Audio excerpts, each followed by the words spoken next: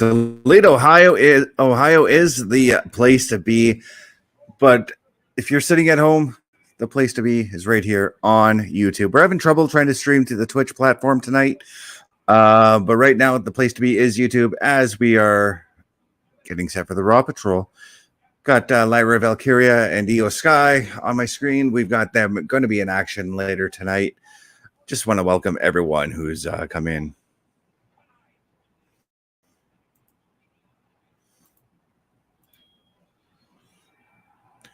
Drew McIntyre making his way to the ring right now as well, right at the start of the show.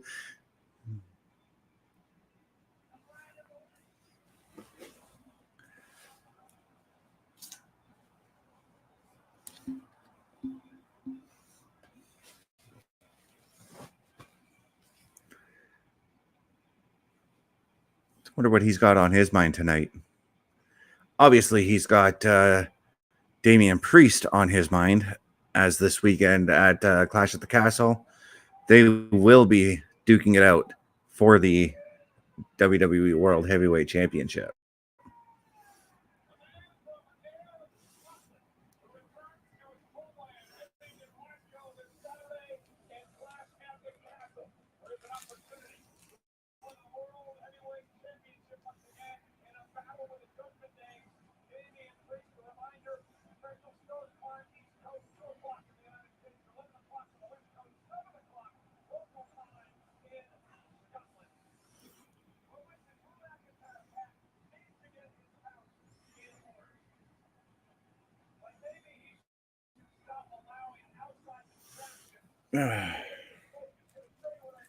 Just looking like a packed crowd tonight here. Again, they're in Toledo, Ohio. Showing last week what had happened as Damian was celebrating helping out or attacking everyone. But then Drew came and took him out. Drew destroying everybody in the Judgment Day.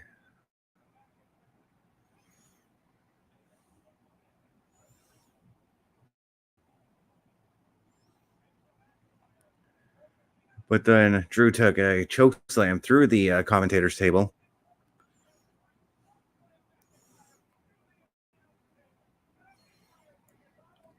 We got ourselves a one-man dynamic. OMD. How are you doing? Hey, let me add you. No, I will not. I will add myself. I am doing very well, my brother. How are you? How are you tonight? Sore, but happy at the same time because of what I told you guys this afternoon had happened. Yes. Just glad I got that situation out of the way. Absolutely, we are too. But I've got Drew in the ring cutting a promo. Obviously, going to be talking about how he plans to beat Damian Priest this weekend. Yep.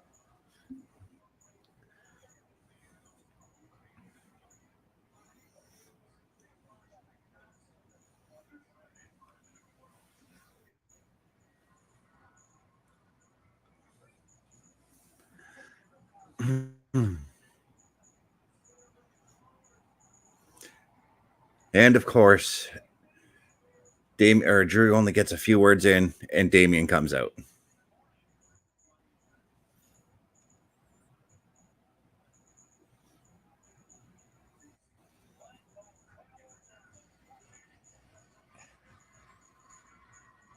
Yep. I'm just getting once again though coming out. So yeah, you're gonna notice that once again, no Dominic with them. Right. I was able to make out what you were saying as you lagged out again.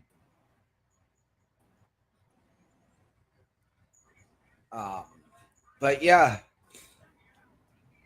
Jesus Christ, I keep freezing up. But you know what? Oh, never mind. I was going to say I'm okay if it's just Damian and Drew face to face, but we do have Finn and JD getting into the ring as well. Yeah. Well, I mean, they kind of Finn and JD may want to try to exact some of their own personal revenge, given the fact that Drew took out everybody in the Judgment Day last week. Right.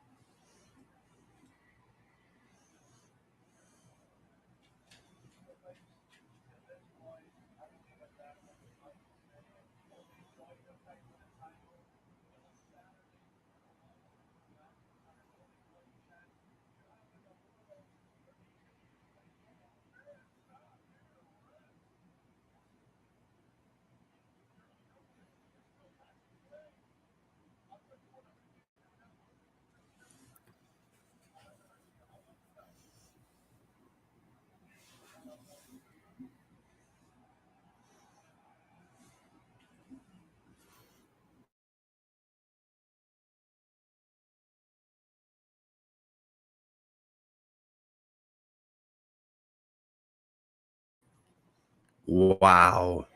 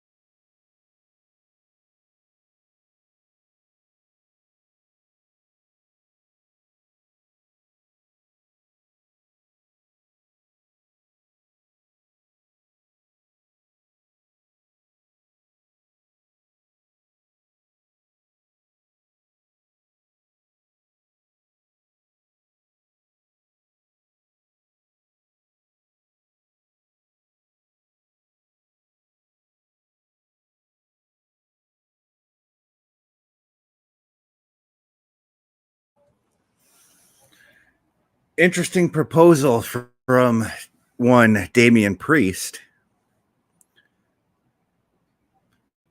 Don't 1 minute me. I'm going to keep talking.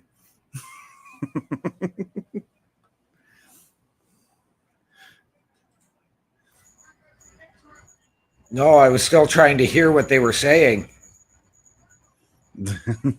So, no, Drew McIntyre going to face Finn Balor tonight. He wins and Judgment Day is barred from ringside. But if Finn wins, Judgment Day is front and center. Almost reminds me of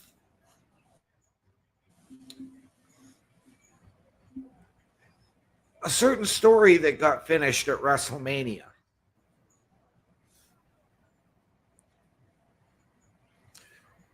Yeah, the only difference is they were playing for a stipulation, not for who's going to be allowed at ringside versus who isn't.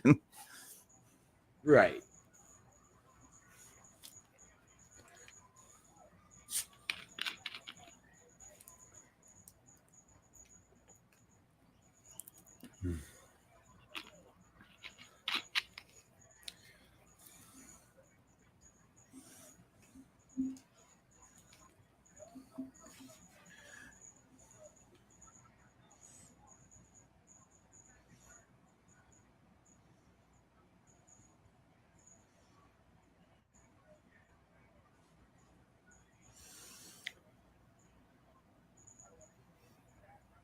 Do we see now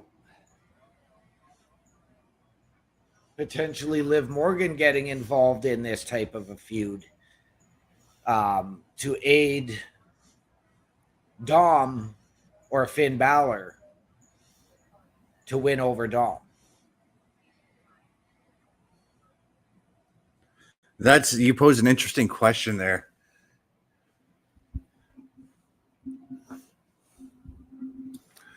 Oh, right now we're getting our opening matchup here on my screen, at least.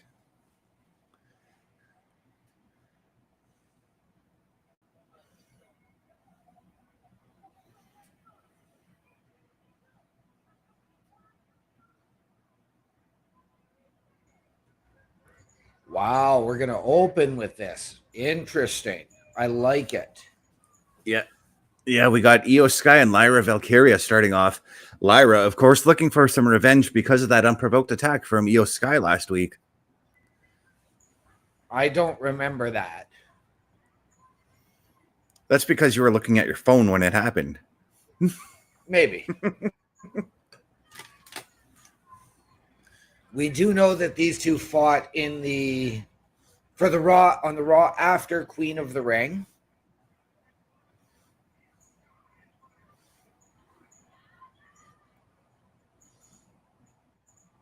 Yes. But then afterwards, they showed a backstage promo with Lyra, and they were like, "What's next for you, Lyra?" And IYO jumped her before Lyra could even get a word in. Yes, I do remember that.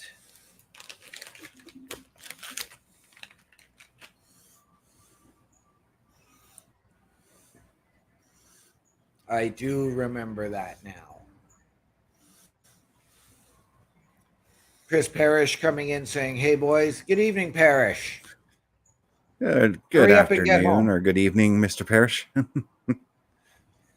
Chris Best is tired of talking to me. We've done that for 2 nights.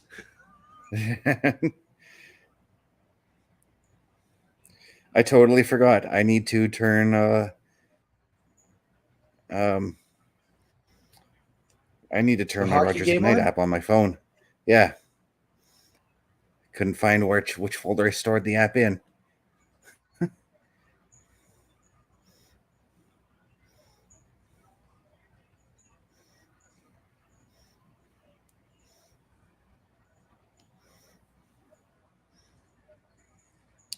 Okay, they're just getting out on the ice, so the game hasn't started yet. No, it has not.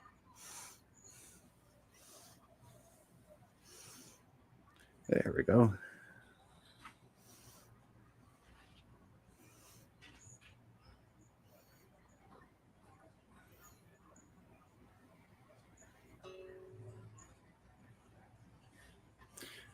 Bulk coming in saying, wow, did you see when Dom wasn't looking that Carl grabbed the hotel key from the table? That's secretly where Carl is tonight. He's not doing his shoot job. He's waiting for Liv in the hotel room somewhere.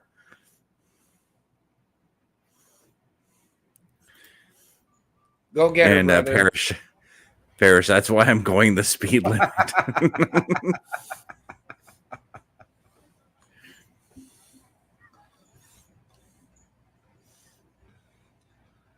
To bust out some nostalgia, Perish, use the gadget mobile and go to the gadget car so that you can race home. Oh, geez, that's a show I haven't watched since, well, last year, actually.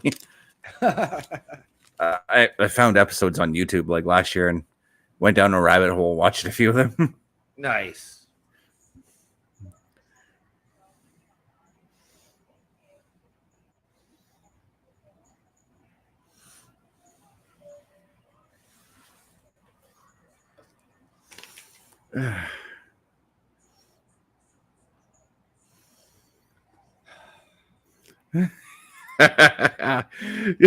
And Perish coming in saying, "Call me the Toronto Maple Leafs because in June I have no rush on getting to anywhere important." Well, I mean, they are rushing, but they're rushing to play 18 holes. Perish isn't important, so That's okay. We just enjoy his company, but he's not that important to the overall success of the show. But you're the one who told him to hurry and come home. I did. I was doing that for you because you're sick and tired of talking to me. I at least had the Bulkster for an hour to talk.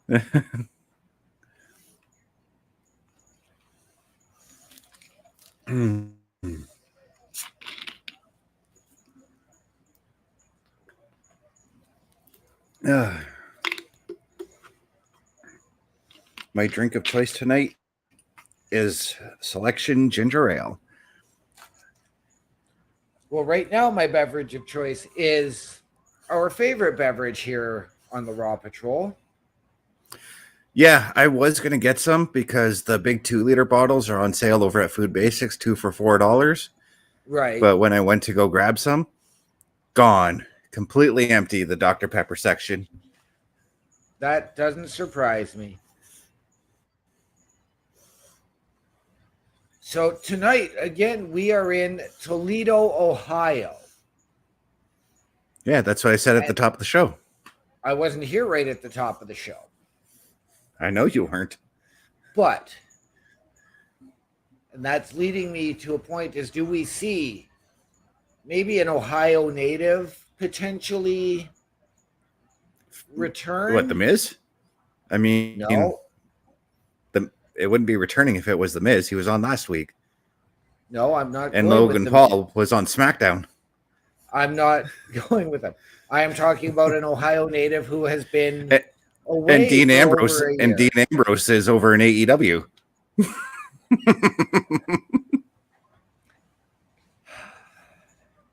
Sorry. Okay, go ahead.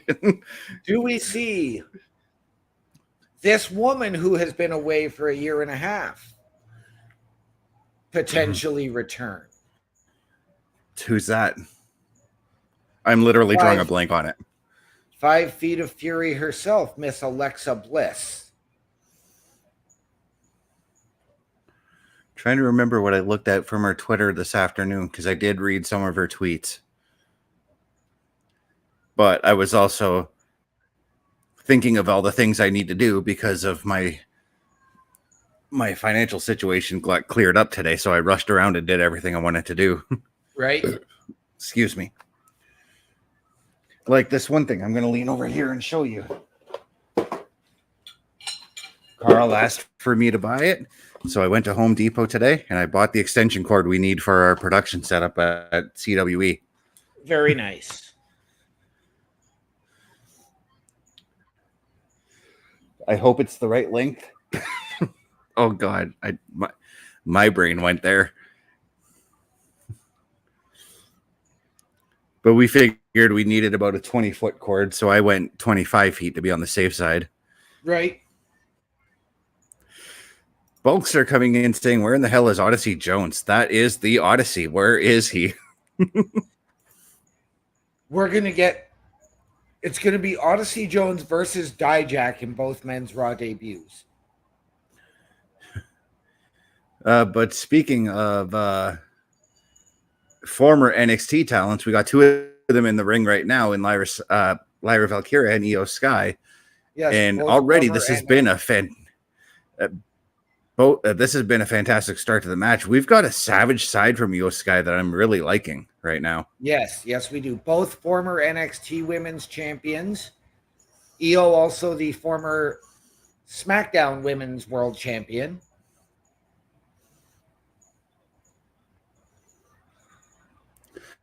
I wonder at what point would you find IYO SKY in the Raw, the chase for the Raw title now?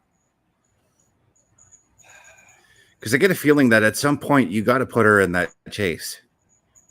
I think you do. But again, I think that you've just brought Damage Control over. And now after everything that happened leading up to and including WrestleMania, now they've all sort of slid down because Asuka's out injured.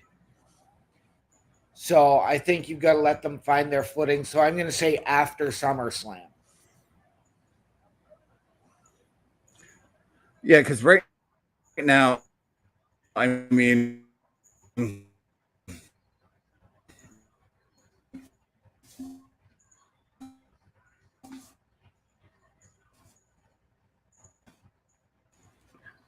it's very clear that they're still trying to build these. Yeah. No, I was sorry. I froze up. I was trying to say that right now, the key focus right now, it seems like in the women's division, is building the star power for Lyra Valkyria. And this is actually a good spot for. Oh, there is star power within the team. Can you hear me at all? Yeah, I can hear you clearly, but you just keep going choppy. No, they are. But again, like I said, I'm glad that, they haven't jumped to strap the rocket ship to Lyra. So I was glad they didn't put the Queen of the Ring on her. No, this is all these matches that they're giving her, like this match with IYO right now, is just nothing more than a star vehicle, a way to, build her up and let the Raw audience know who she is. Right. But I'm glad that they're doing sort of still the slow burn and not, just strapping the rocket ship to her to get her into a title match right away. And I think that was my worry with Ethan Page in the title match last night going into that. I like the match still. I do expect that there will be a rematch at some point.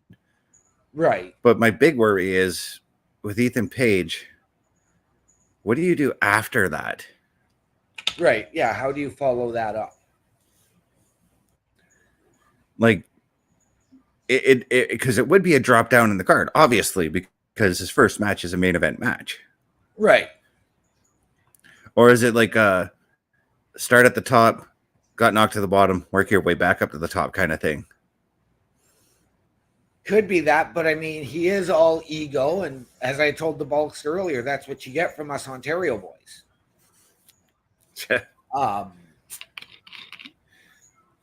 I would almost be more apt to see him go and do something with Lexis King and form a tandem there. I kind of like Lexis King doing things on his own, though. Right, as do I. But I could also see Ethan Page now maybe targeting the North American Championship. I don't remember who the North American champion is at the moment, but it's Oba Oh, Femi. yeah. Right. He retained the title last night, dude. Yes, he did. You could also revisit an old TNA rivalry of Ethan Page and Wesley. I would have been fine with that had Wesley won the North American title last night, though. Yeah, but you don't need it for the North American title. They did go to Tag Team War as well when Wesley was part of the Rascals as Desmond Xavier battling the North with Ethan Page and Josh Alexander. You can call back to a little bit of that history, but you don't have to bring it all back.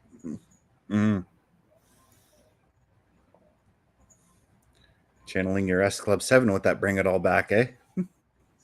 Ain't no party like an S Club party, because an S Club party don't stop.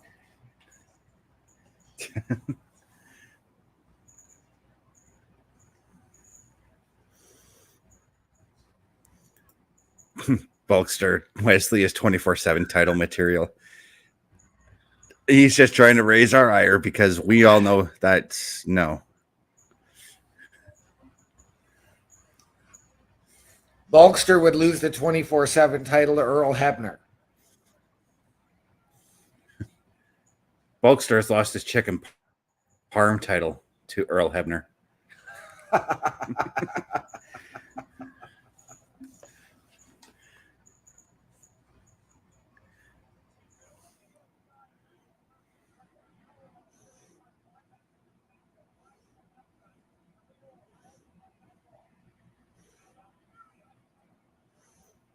So multi-segment match for these two women. I'm happy with that.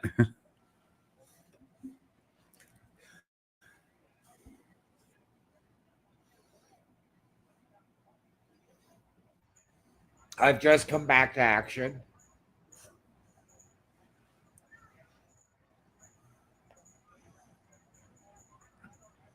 So I'm wondering, this is something I wondered, Bulkster coming in saying not a chance he would squash her for the title. Yeah. I mean, Earl does know how to do a screw job, and because he's done it twice. Yep.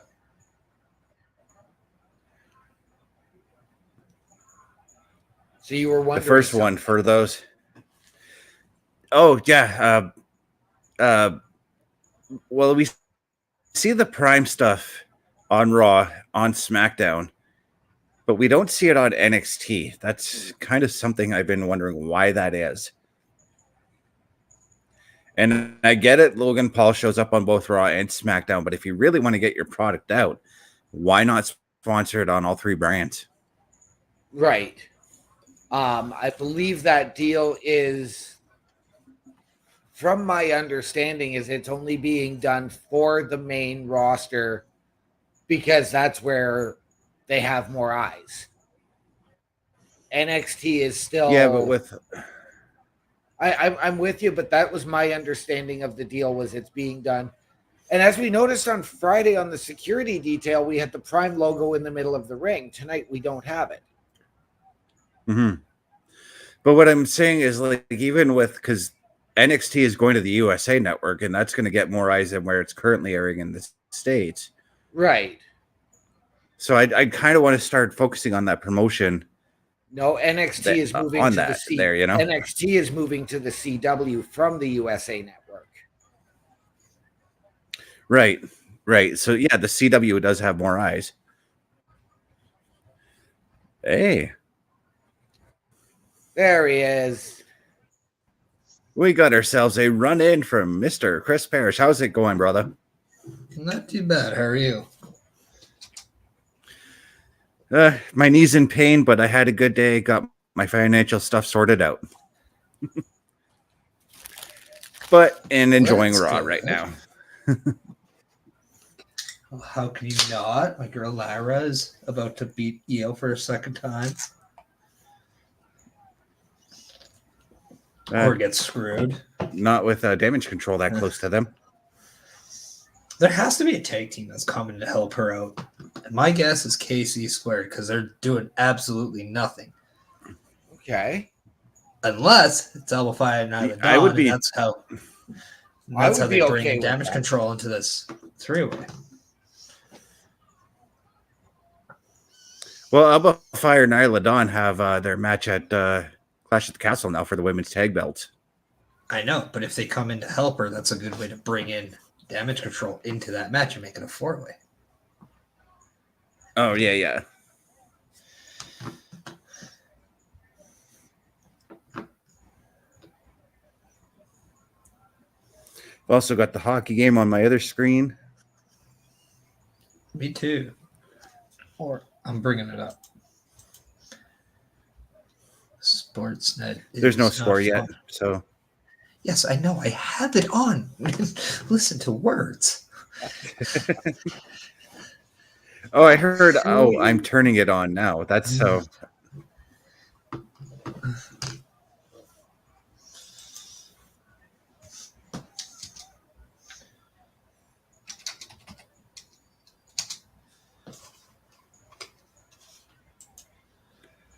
Huh. Well, I just got the finish there. I'm about to get it here, so.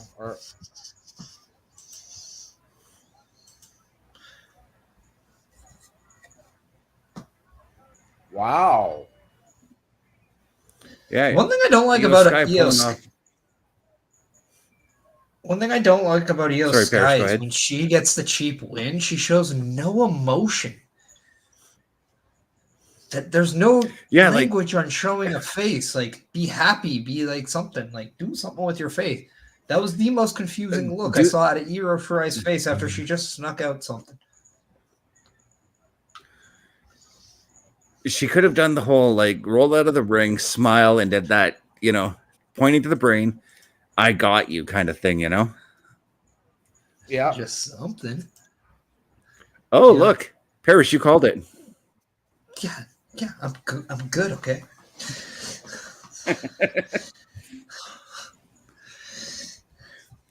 Well, it made sense. They're not doing anything. Damage control wasn't doing much, so. I mean, the only thing they have is this thing with Lyra right now. Yep.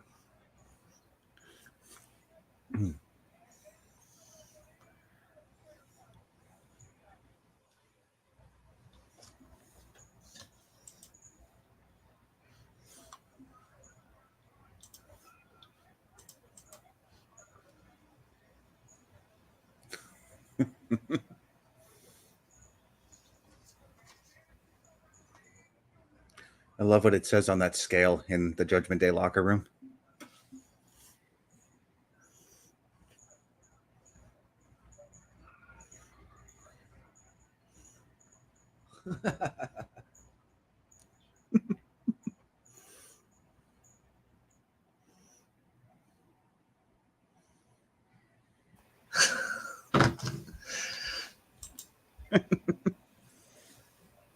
Carlito's becoming the new R-Truth, and I love it.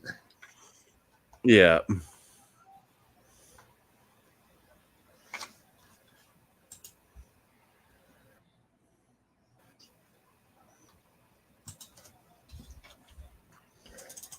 So I told her to leave, but all she did was give me her hotel cool. That's cool. Looks around. Yeah. No, that's not cool.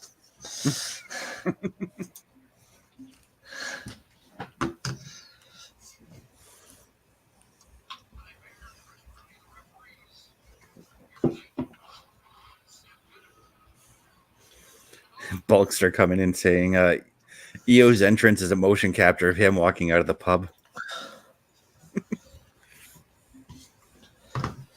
Come on, it can't be that good of an experience if you're walking out of it.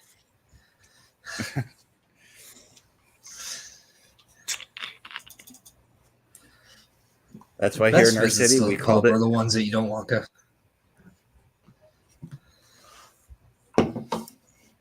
In your city, you call it what? That's why in our city we called it the Queen Street Crawl. Right. Why the Queen? Because that's where all of our bars were, was down on Queen Street. Okay, I thought maybe you guys acted like a little bit of a queen. Best only ever did it in drag once. Oh, I'm sure I remember you doing one of these to the occasional. No, I always drank my beer with the pinky up, though. He actually did. That doesn't surprise me. That does not surprise me in the least.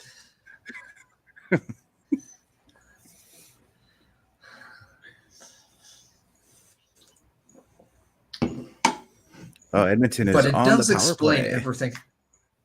Yeah, I know. I have it on my screen. I like it. Only thing is I can't read the penalties because I'm watching it on my phone.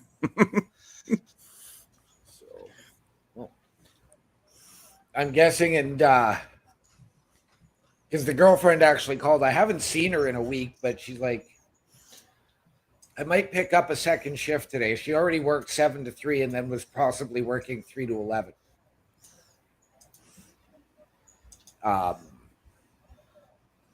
And so she's like, but if not, then I'm coming to see you. So if she would have come, I wasn't going to be here tonight. You are so whipped. I haven't Rose had any before time hose, with her. dude. I know, but I haven't had any time with her. Bros that don't matter. Bros before hose. I mean, I wouldn't call her a hoe. I mean, that's just rude, best. I was going to say bros before bows. Right. Listen, hey, you got to respect the women best. I try. I don't think you did. I don't think you did. Folks are sitting there predicting a 6-man tag with them all next week, and he writes stuff in his sleep. So before we get on to, because we got Bianca Belair and Jade Cargill coming to the ring, they were talking Fanatics Fest and they showed CM Punk making an appearance there. Did you guys actually happen to catch Roxanne Perez and CM Punk's interaction backstage at NXT last night? I did not. It was actually kind of funny because Roxanne was about to give a promo. Punk comes in, tries to give her some advice. Roxanne calls him a hypocrite. And she just walks off, and Punk just looks at the interviewer like, is she always like that?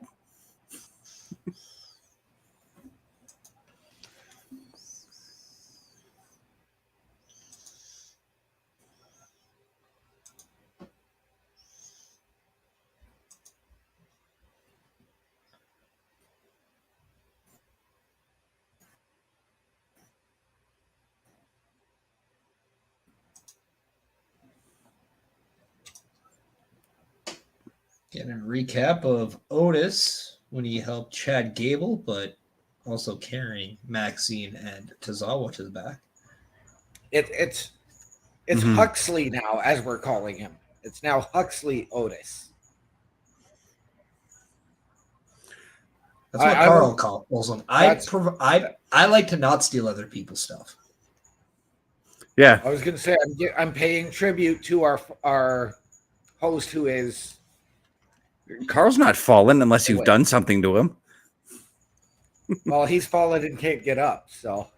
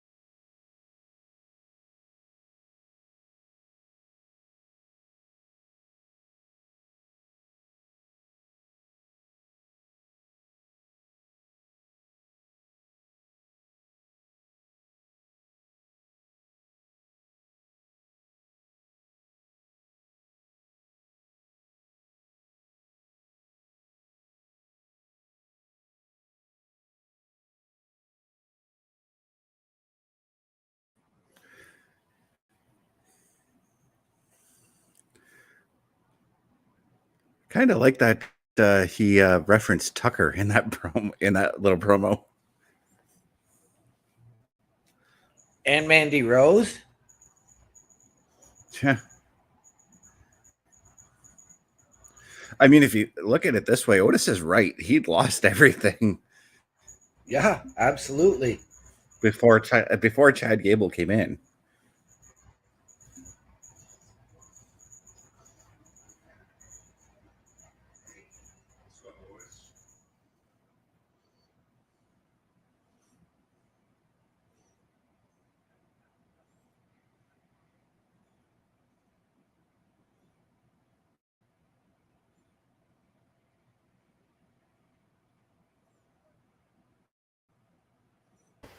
It just disappeared. Mm-hmm.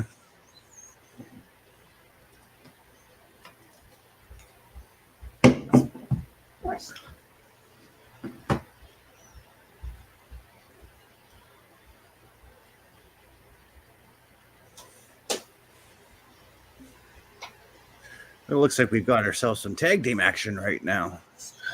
And a QR code. I've got to rewind then. Come on, get on it. It's what we're paying you for. You're not paying me shit. No, not with that work ethic, we're not.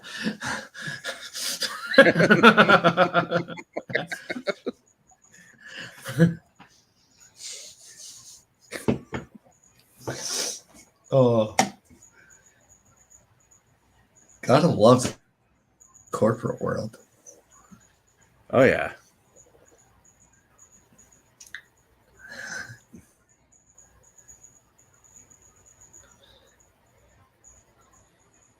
I love that they're still using the Batman Forever font.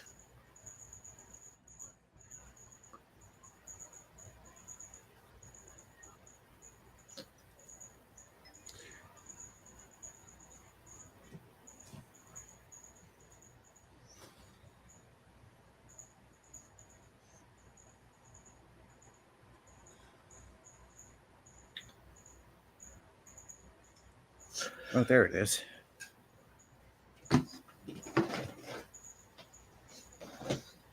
Gonna go on Twitter because I'm sure it's already on there.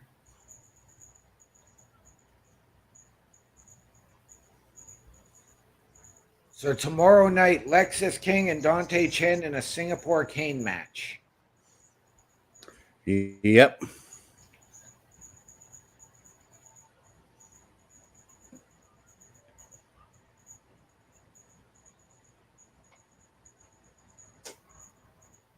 That was announced last Tuesday.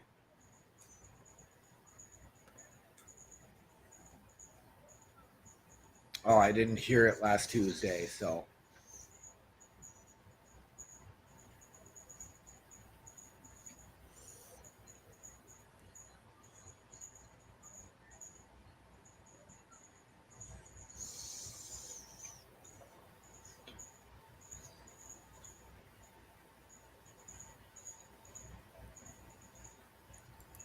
Bulkster saying, OMD, you're right, Dom versus Ray. Yep, sadly.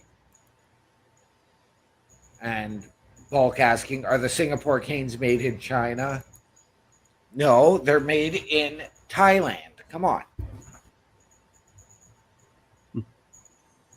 No, they're made in Canada. Duh. That's why they're so Right. good.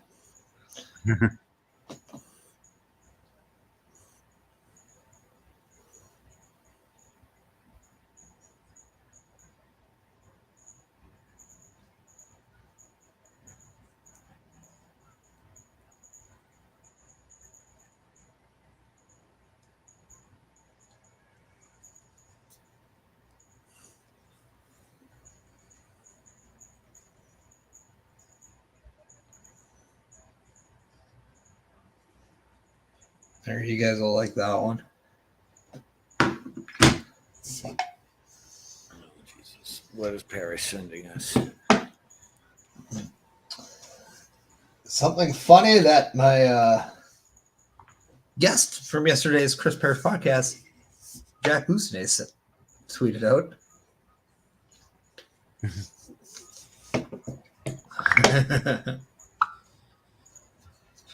Oh, that sounded dirty.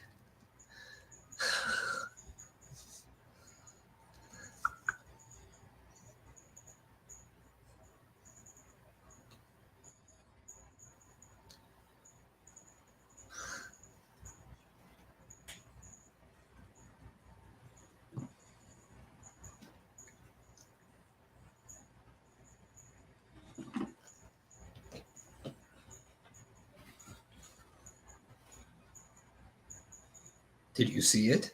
I did not. I'm trying to stay off my phone during Raw tonight.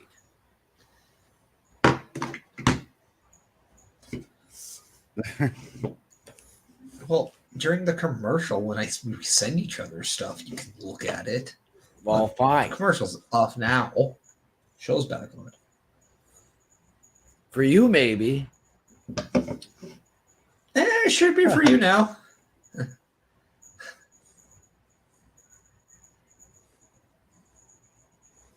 Now. There you go. So put the phone down. Come on, show's on. I'm just kidding.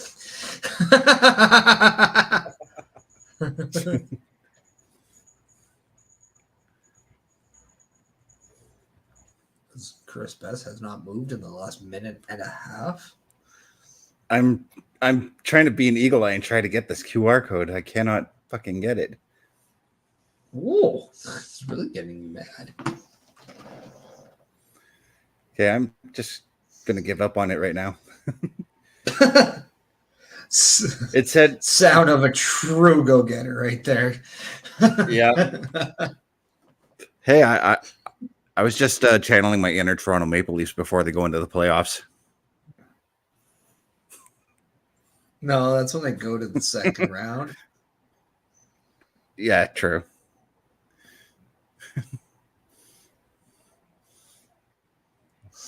Florida, you have to be a dumb team. You guys are just given a 5-minute power play. And they fucking ate shit on it. What do? You do the exact they do the exact same thing to what they like. No, that's just a tripping. Okay. Tarasenko. Oh no, I'm looking at who got the first goal. It was Ekholm. Yeah. But bam. Which means fantasy points. Yeah. Yep. Ooh, I think they've won the face-off. That means probably another fantasy point.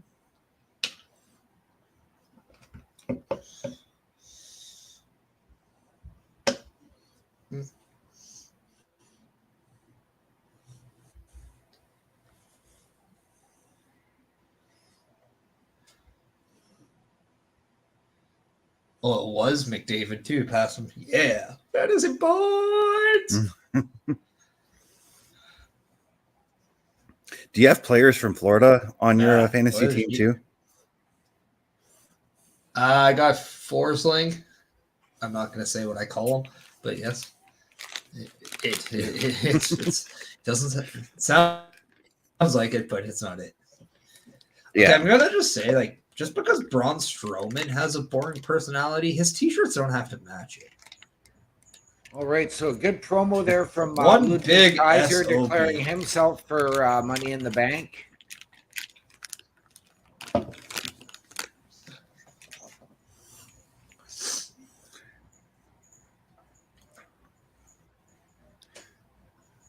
Yeah. Now here's something. Because Bash at the Birdland is before SummerSlam, correct? Or is it after? It's after. It's after. Yeah. So think about this. Gunther wins the title. Kaiser cashes it on him and Bash at Berlin. End of Imperium. Yep. Nice. Yep. I like it.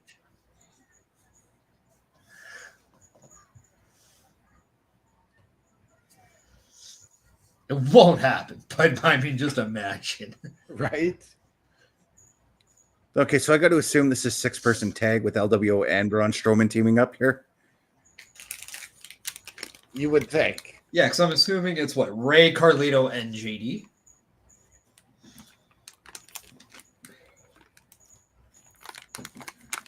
Well, Finn's going to be...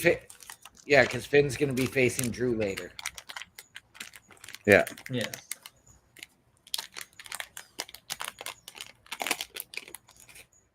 If JD only had, like, actual shoulders, like a frame, because, like, he has a pretty thin shoulder. Like, if he had wider shoulders, he would actually look huge.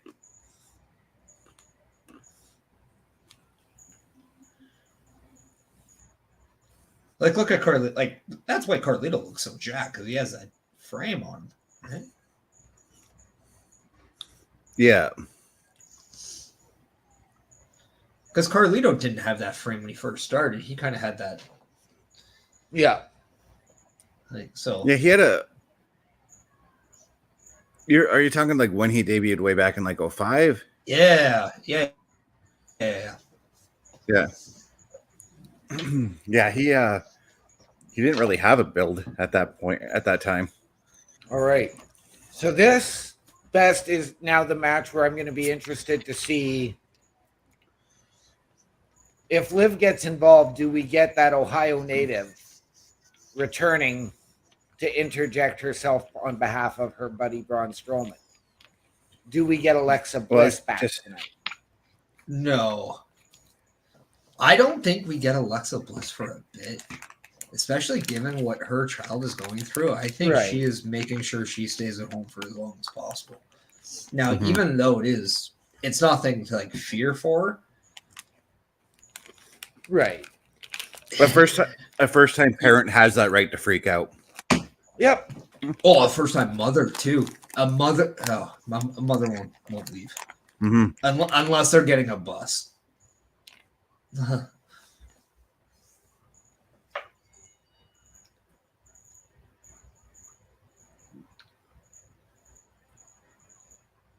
I love that. Oh my god, I love that. Oh, the amount of people who crapped on Dom when he started in WWE. Watch now how he gets heat. Hey, local independent wrestlers, pull out one of these, grab a pen, and take some notes. Right? Because that guy gets it a lot better than 99% of you guys do. Like, beautiful. Well, your house call. Oh, yeah. That's my notifications on my phone.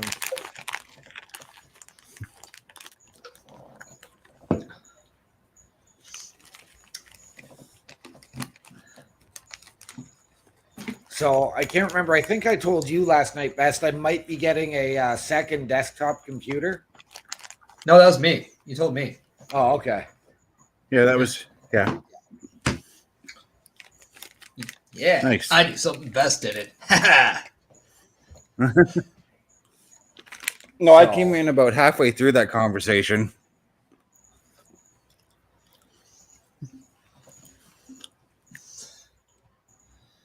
So now I'll have to find a second webcam and then figure out if there's a way where I can turn both computers on. Like, I don't mind turning the towers on separately, but have the monitors run in sync.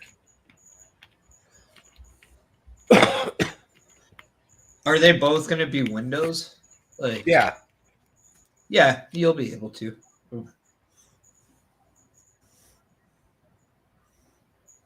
It's just like how people in offices, like when they have the two computers, or like even in streaming, and they just kind of have it go through one. There's like a setting we can. Yeah, my employment counselor actually has both her computer monitors hooked up to one tower. Right. Yeah. Well, I'd be able to do that. That wouldn't be a problem. Yeah. Because I can just run my VGA on the second one and my HDMI on the other. Yeah. Yeah, that's kind of where I'm like at like a crapshoot, because both my laptops, they're different. One's a Chromebook and the other is not. Right. So I can't do that. They're not compatible.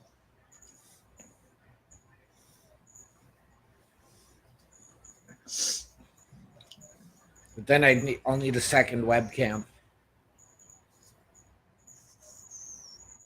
What would you need the second webcam for? Just curious. More angles. You want to see the money made. It's damn true. Do we?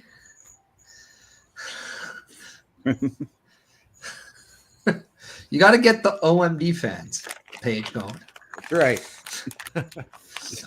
Actually, this would be actually funny, and this is not a shot, but it'd be hilarious. Just because you know how it's like OnlyFans, plural. Just sign up for onlyfan.com and see if you can. You're only allowed to take on one subscription. It'd be funny.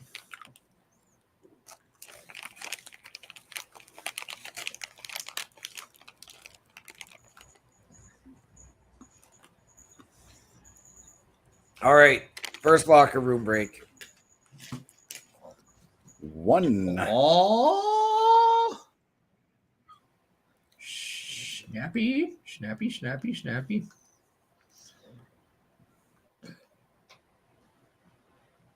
That's right.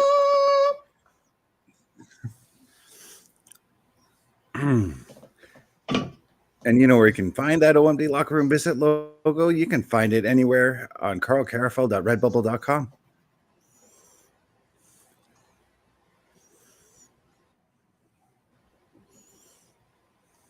Right there. Don't worry, I got this.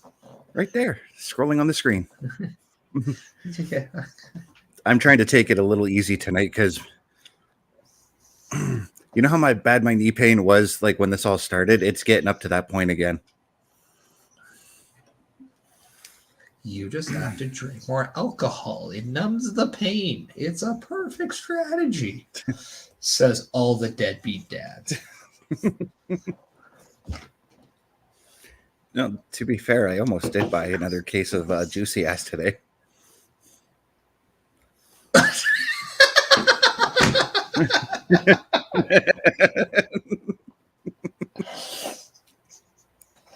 Please correct yourself. Please. Because I don't know. It's an IPA beer for those who don't know. No. You lagged and it cut out. You got to re-say that. You have to. Oh, I almost bought a case of Juicy Ass beer. Yeah. So just so you know, you lagged and the first part of it came out. We just didn't hear the CS part. So think about that. Oh, yeah. Not good.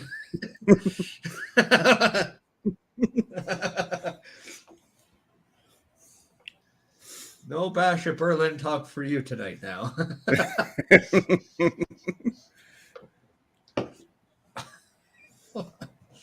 Jeez. It is. Whew.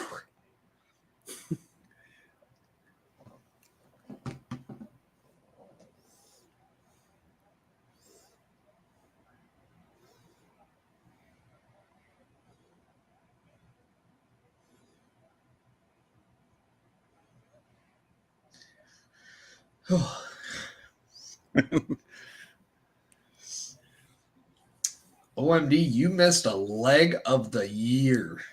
Yep. Oh, yeah?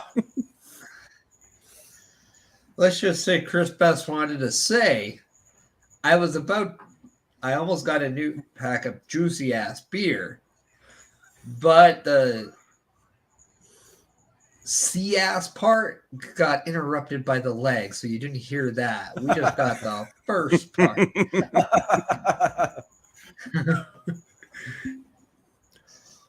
Oh, dear. Dear God. You got to clip that, and you got to do that now. Yes. And you got to apologize to Carafel for saying that on air. Yeah. Well, I'm going to be seeing him this Saturday, so actually I do need to get a hold of him before then.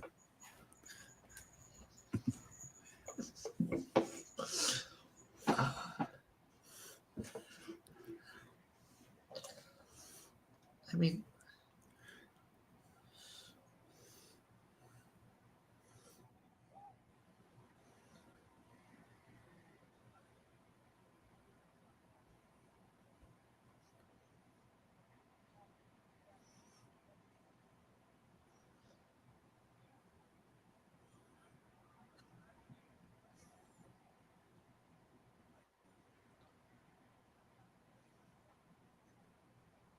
It's actually a pretty decent 6-man tag that we got here. What? I said this is actually a pretty decent 6-man tag we got here. Yeah, you lagged again on that one. No, you didn't. Oh, yeah. I heard what he said clearly. I did not get 6-man. So I lagged out to Perish then. I heard we got a pretty good, and then I heard egg going on. I'm just like, I beg your pardon.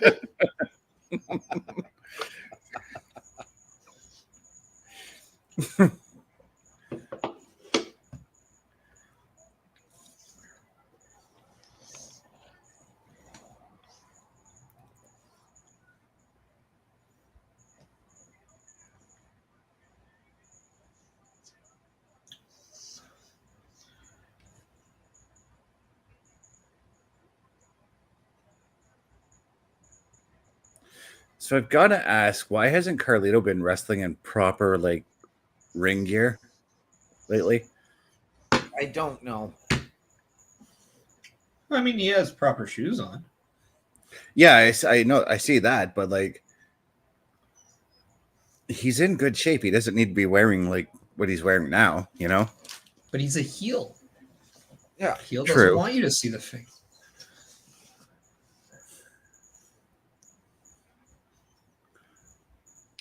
Was this match scheduled, or was this like an impromptu match that kind of like happened at the beginning? No, we're guessing it was scheduled because the only match that was made right off the bat was Drew and Finn. Yeah, where if Finn loses, then Judgment Day is barred from ringside. Okay. At yeah, Bash in Berlin or Clash of the because Castle. we don't know where that's gonna head, right? Yeah.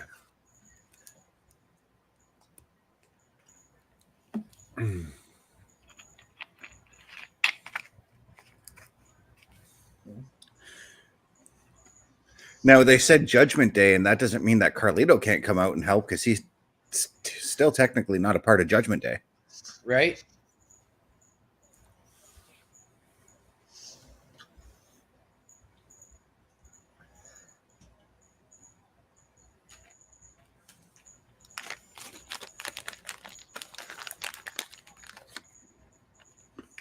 Oh no, he fell on his apples.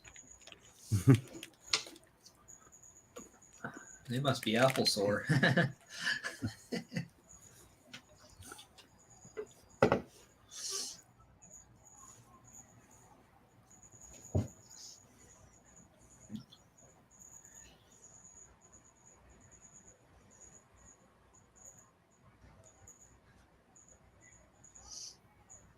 I love in a way that Ray's gone back to some of his old style gear. I was just gonna say, I love that it's kind of back to his old WCW gear.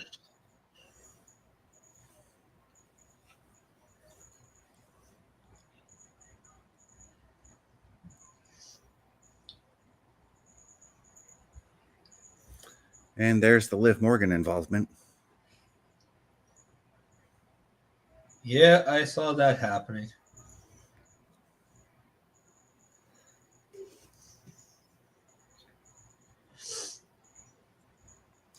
On a scale of 1 to 10, how jealous of Dom is Carl right now? I was going to say, I'm betting Carl wishes he was Dom. Well, given the fact that she gave Dom the key to her hotel room earlier and told him that she would call him daddy. Well, I mean, I highly doubt that. I think Carl would call her daddy.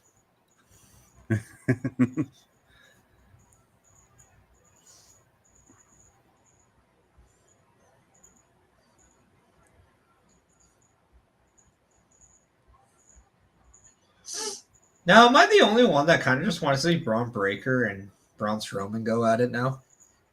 I really want to see that myself. I said earlier on the Raw preview review show we could get the team of Braun and Son if Bronson Reed came back.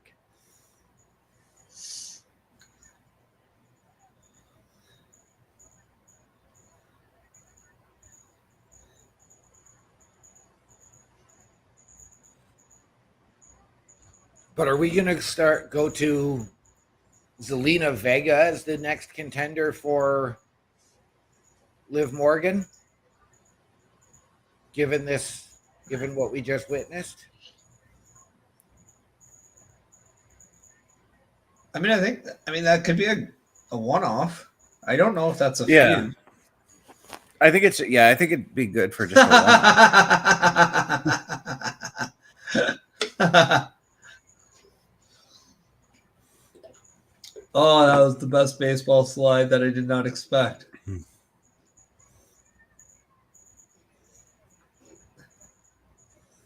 was such a dick move by Ryan. I loved it.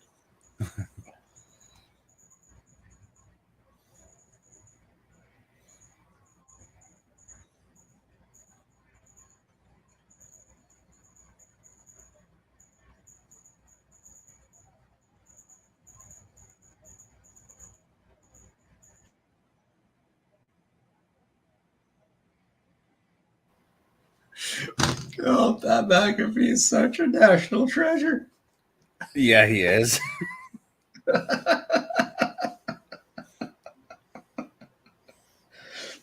Oh.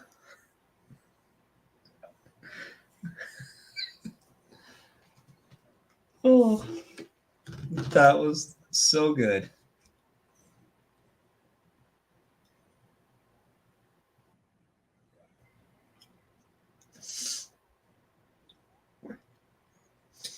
See, OMD, if this match had started Raw, I would have hurried home.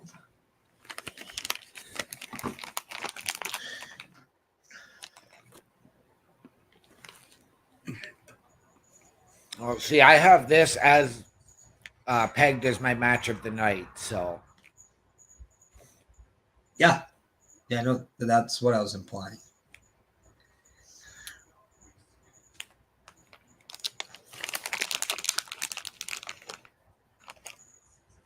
Mm-hmm. Imply perish or implode. No, I can handle myself, so I imply. I implode when the time's ready.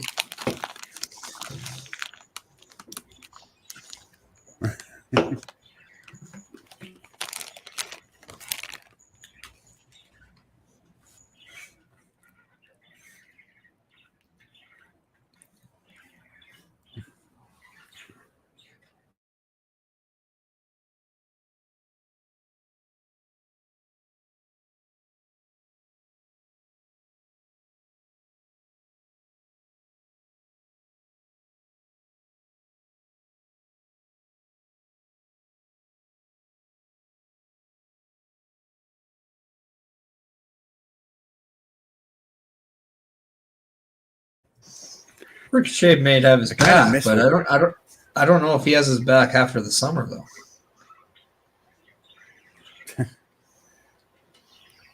No, he may have a certain con man's back though at that point.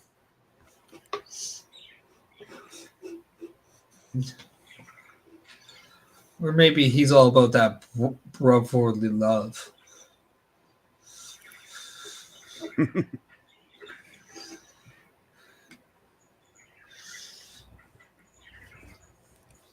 Which I kind of have a gripe about.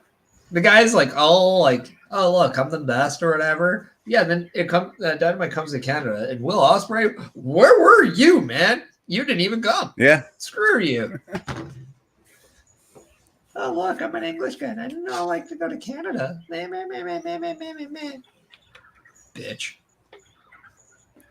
It's the only time too, and it seems that the AEW actually has decent attendance figures too.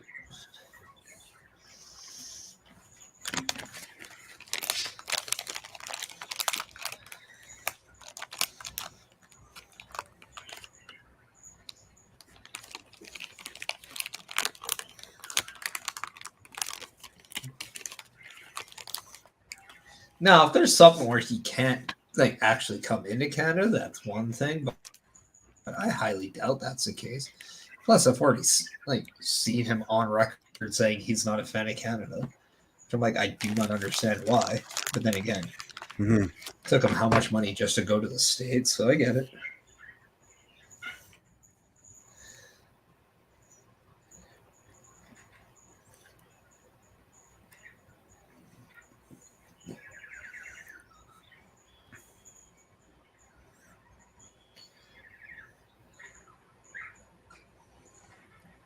I mean, I guess he does know his worth, right? I don't know. I mean, I hope he does.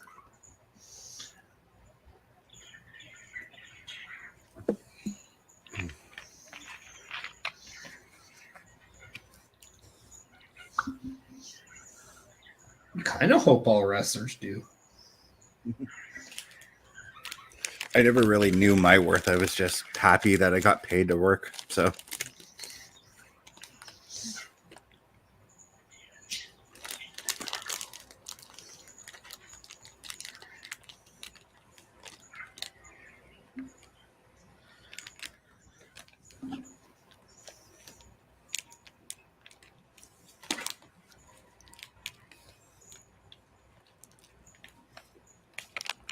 The first time I got paid from a wrestling event, I was actually very surprised at it. Because I was just going there because I just wanted to get in the ring and get some experience. That's what I wanted my pay to be.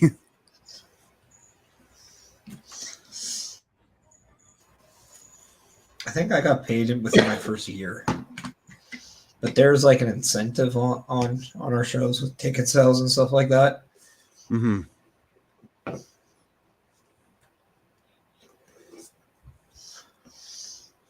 Yeah, it was different.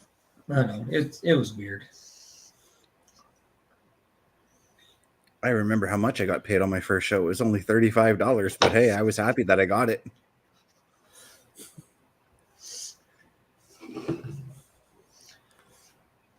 I just like how I'm at a point now where I can actually just like choose my wage. That's nice. Not gonna lie.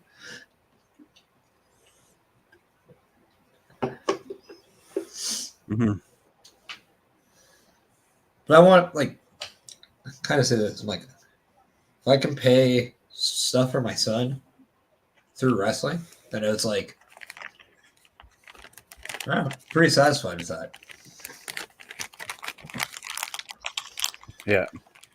And I remember that's kind of been it so far. Like, since I've been back, I've been able to say, like, for the majority of, like, the formula and, like, all that stuff, like, that's, like, I always get paid cash, right? So it's like, that's the only cash I ever hold on me. It's like what I make in wrestling.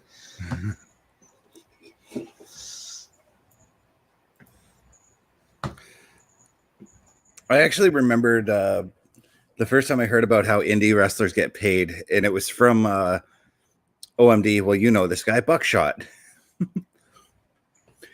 He told me exactly what King Kong Bundy got paid for Bundy Night Raw back in 2002 or whatever it was that we went. Yeah, I don't remember what the financial was, but I remember his stipend was all he wanted was a case of beer. yeah.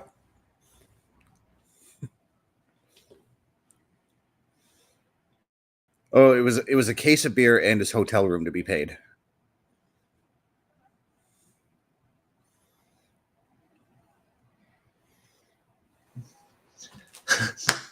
So I did a show, and it kind of pissed me off because I helped the promoter kind of get it back on set. Because like the first, he tried to do a show and then it had to get postponed because of something, and then he ended up doing it later. And I was one of the guys like he kind of went to help out with it, and then sure enough, I was one of the guys that he didn't actually. There's a group of people that he had a hotel room for, and I was not one. I got pretty upset. So I then decided to pull the rib on the promoter because he lived in the area and gave himself a hotel room, which made no sense because his house was minutes away from the venue. But because I helped him with everything, I ended up taking his hotel room that he paid for. Nice. And the best part is I did not. Let's just say that I The mini bar was empty, wasn't it? No, there definitely was a mini bar. There was a bar in the hotel, so that was a different story. But let's just say, like, we were allowed to put wrestling names on the bill, and I did not put my own because it was even funnier. So if he asked, I didn't get in trouble because he. This is like over a decade ago, so I don't care if it comes back to me now. Right.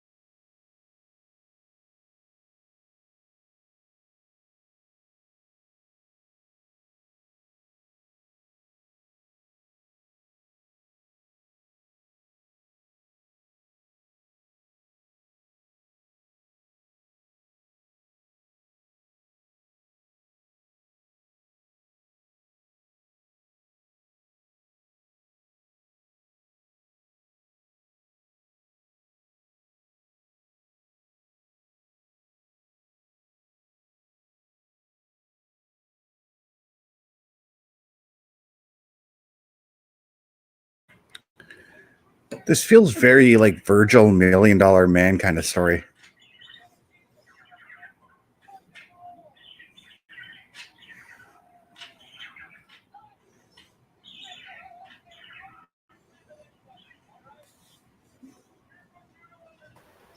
Okay, that phrase Chad Gable just said, nobody's leaving anybody. I think that's something you got to look deep into. With all the contract negotiation with Chad Gable, that was a line that he just said. Mm. Yeah, because the big rumor from last week is that his contract is up, right? Or is due up, right? There was apparently as of this on Friday. There's people. Yes, there's also people that are saying that it goes through to Clash at the Castle because, as a lot of people weren't aware, guys like Kyle O'Reilly and Adam Cole also worked on extensions to work out their feud. So maybe that's the case here, but I don't think Chad Gable says that line without indicating that he is intending to extend his contract with WWE.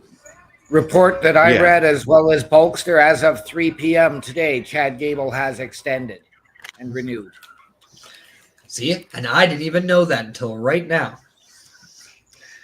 But I mean, even somebody else who's potentially leaving is all up in the air. Hi, I'm Vag. Nice to meet you. And that would be Ricochet. Shed some. There you go. Ricochet, it's all up in the air. But hi, Vag, I'm Dad. Vag has no dad. Now, I can guarantee you where OMD got that because I've heard the term up in the air quite a few times from this guy, and that is Dave Meltzer. It was not Meltzer.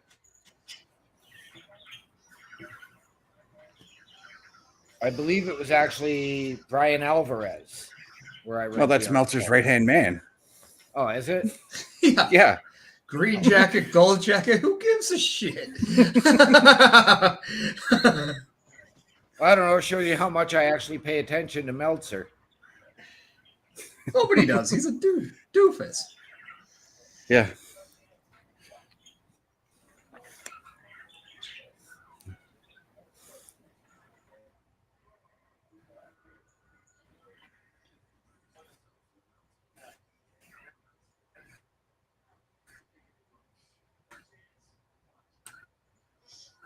I mean, I just think it was hilarious to even think that Chad Gable was going to leave WWE to begin with.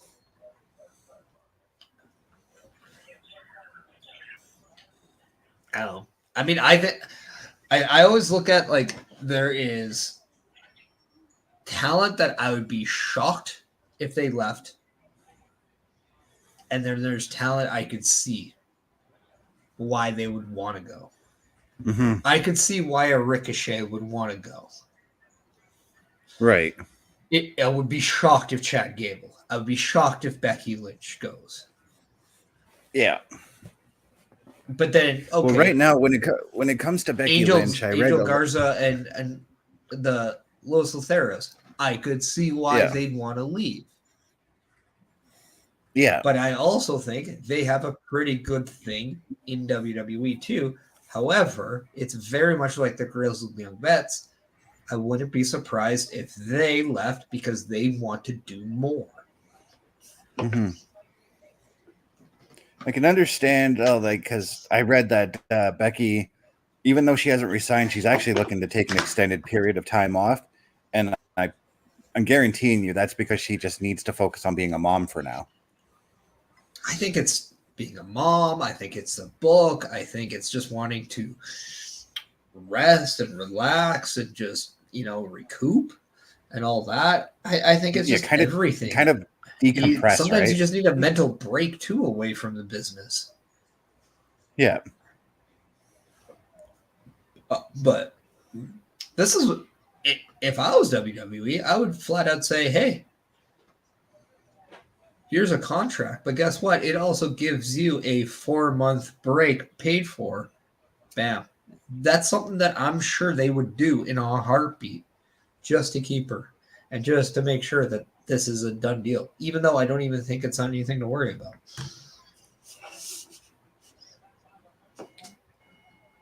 But when it comes to being creative with contracts, I don't.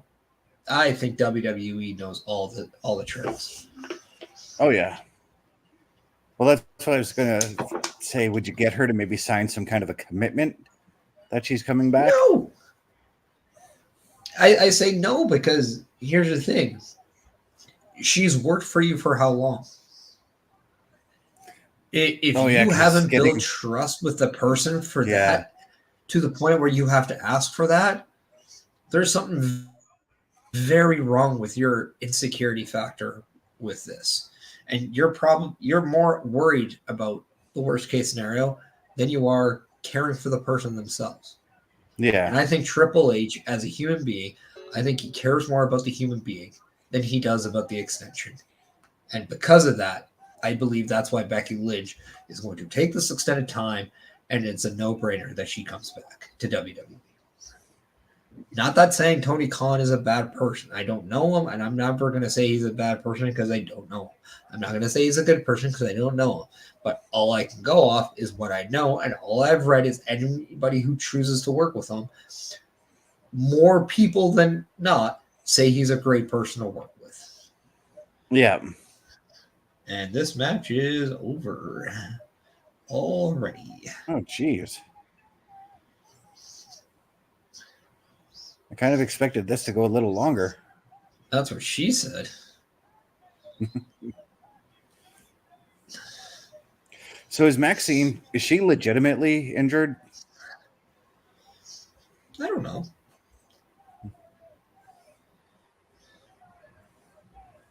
She has said that she loves the ability to act and play a role, so maybe not. That's what I was hinting at, because on Chris Van Vliet she said that.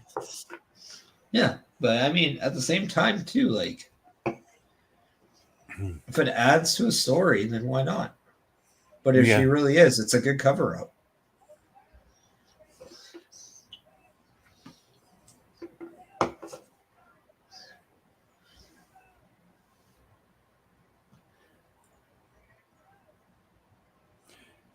I think Otis slugs him at Clash at the Castle. Oh yeah. Oh yeah, yeah.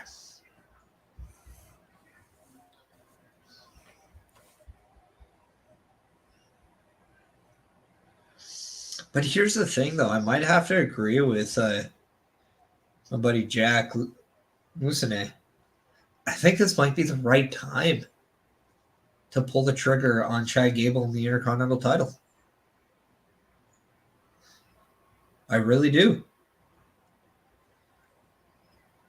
Well, I proposed it earlier. Is do we see as we're seeing all of this? Do we see Otis screw Chad Gable in the Alpha Academy walkout, or do we see full solidarity and the Alpha Academy screws Sami Zayn? I'll throw this one out. What happens if Alpha Academy walks out on both people? What happens if Otis flat out says, I'm not doing this for you, Chad, and I'm not doing this for you, Sami? Right? Oh. Okay, I'm good.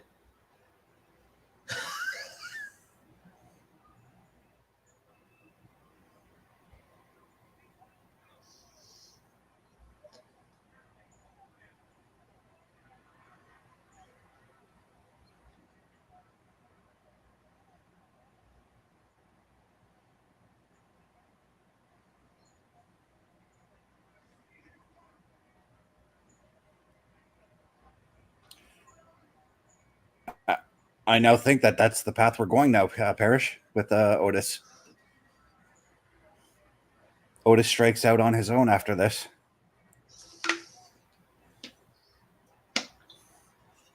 What happens if this whole build is to lead to Otis winning the IC title at SummerSlam from Chad Gable? I would be okay with that. I really would. See, I'd rather Sami retain and then lose it at SummerSlam just so we get I'd rather have a 6 to 9 month title run from all of our champions as opposed to transitional champions. But as Jack had said on the Chris Perish podcast, sometimes it's good to have short title reigns. It is.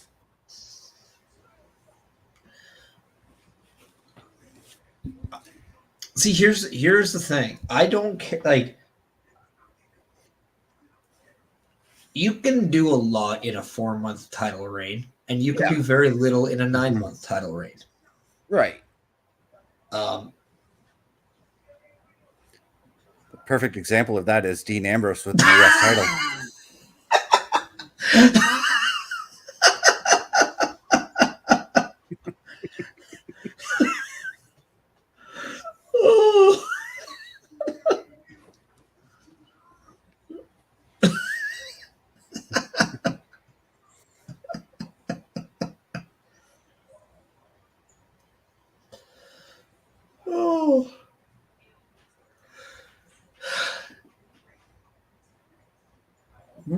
I missed what was said. Like, why'd you just burst out there, Perish?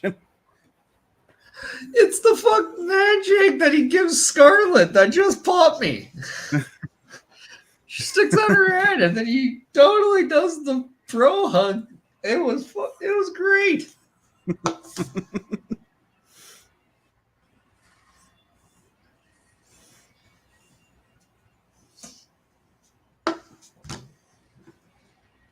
Now, I'm going to say this because I find it really intriguing that they brought back that kind of thing for Jade Cargill, like the store, like for their entrance, because they had something very similar for Ricochet all the way back. Mm-hmm. Yep. And I'm not saying they stopped that because of what's going on. They had stopped that for a while because they had the blue and the red lights all the time, and it looked freaking cool. And I'm just kind of curious to if it was capable of still being done. Why couldn't have they done that for Ricochet still? Like, I don't know. Like, I'm not sure, but I know that even though I love Ricochet's first song. Yeah. Sorry, go ahead. Go ahead. I was going to say Jade's been carrying that entrance since her time in AEW, so. No, I know. And like what I love is that they still give you a lot of stuff to remain with Jade from her time in AEW on there. But I mean, you have seen in other examples where they've done similar stuff on the entrance, but they just do it different ways for different acts. Yeah. And I think so I'll say this. I'm not invested emotionally in the character of Ricochet right now. And I haven't been for a while. However, I say that, and I also say the guy is one of the most athletic talents they have. Now, I think one of the main things to why I'm not emotionally invested in him is the lack of having him look like a bigger deal than what he is, because he had one of the coolest entrances, and then when he comes to the ring, does his little handspring superhero landing, as Deadpool would say, and then does the moves and all that stuff, he looked like a big deal. They kind of stopped doing that for a while, and I felt that could have something to do with why I feel the way I do about Ricochet to the current time. I think I'm with you on that one because, like, every time Ricochet did that entrance on his way to the ring, I'm like, okay, cool, we're going to get a fantastic match here. Ricochet's on his way to the ring. I do still think that way to a certain extent, but now it's more like, for me, who is Ricochet going to job to? That's where my brain goes now. I have not been overly invested in Ricochet since NXT. Just because it's, again, he was watered down and bastardized as soon as he came to the main roster. And now he's just an enhancer. Explain why he was watered down. Well, because he was doing a lot more, like, he still does his high flying, but he was doing a lot more, I guess maybe riskier moves. Okay. And this is one of the reasons why. In NXT, how often are you doing that?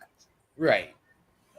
Compared to the road, where you got to do it, 200 plus times a year? Right. I mean, that's a... Ricochet had to adapt to the road because his body would break had he didn't. That is why the 630 stopped, and he only does that at special occasions. I love that. Right. And I get that, and I can appreciate that. But again, like, they took away a lot of the stuff. Like, and I go back to watch, when he was in Lucha Underground, and prior to that, even in Ring of Honor. And he was doing a lot more stuff there. Like, they basically turned him into an enhancement talent from the time he was called up, and he's gotten the token pushes for being a good soldier. Well, I think one of the problems, but again, I don't think Vince saw him in the same way that Triple H did in NXT, and then he's trying to find a good way to put him. But then when you put him in acts, and you're like, well, you put him in the tag with Braun Strowman. I don't think that did him any good. No, I think it kept him on the roster. No, but I don't think it really did much for him. Personally, this is why I think WWE should have always kept the Cruiserweight title in some way, shape, or form. And if they stay true to the Cruiserweight format, I mean, Ricochet could be one of the best Cruiserweight champions we've ever known. And I kind of want to go back to OMD saying that he's watched Ricochet since his time in Lucha Underground and ROH. Again, you got to look at it this way. How often was ROH taped, and how often did ROH go on the road? How often is Lucha Underground taped as well? Lucha Underground, I know that they taped a bunch of episodes within like a 13-week time span, really. Yeah. Well, and I mean, TNA does the same thing. Ring of Honor was actually probably the one that's been on the road the most out of those three companies. Right, but and I realize I'm just saying, like, again, that because how often compared to the WWE where they're on the road for 200 days out of the year, it's okay for Ricochet to do those big maneuvers there, but he's got to play it safe on the main roster so that his body doesn't break down. Yeah, I'm just saying it's just not for me. Like, to me, he's always felt like an enhancement talent in WWE. I think, too, to your point, OMD, I know like what you're, and I'm going to kind of play devil's advocate and support you on. I think what you're saying, too, is the fact that he doesn't do a lot of that stuff took away that reason to why you liked him, because he did do it, and that's what you liked about him to begin with. Yeah, and the fact that he doesn't do that all the time. And I'm not one for a lot of high flyers. I'm not one for a lot of high flyers. So no, but like when it's done the way he does it, it's pretty good. And even if somebody's not a fan of that style, you can't help but appreciate it. It's like, okay, Tom Brady's not my guy, but I appreciate the fact that all he does is win. You got to respect that, right? Like, might not have ever cheered for him, but you know, had he played, he was close on being a Saint. Had he played on the Saints, I think I would have loved him. Yep. So Bulkster was right. He called this tag match earlier too.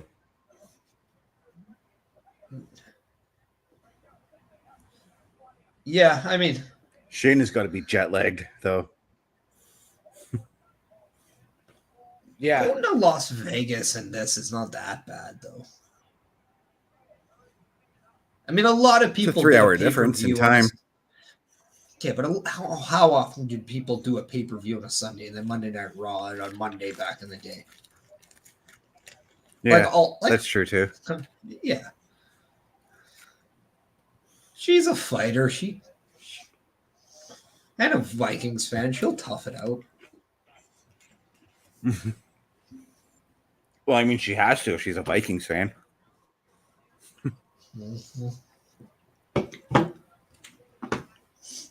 So, Best, you asked this question on Friday night during the SmackDown security detail is, why was Nick Aldis making the triple threat tag match for Raw tag teams? Yeah. Probably because Jade and Bianca are SmackDown talent. And it's Were they even drafted though? They Yeah. couldn't be drafted. Women's tag champs were not eligible to be drafted. They weren't the tag champs at the time, though. They won them at Mania. Or not at Mania. No, they Backlash. No, they weren't. Damage Control or tag champs. Yeah. They were. And the draft was right before Backlash was on. Yep.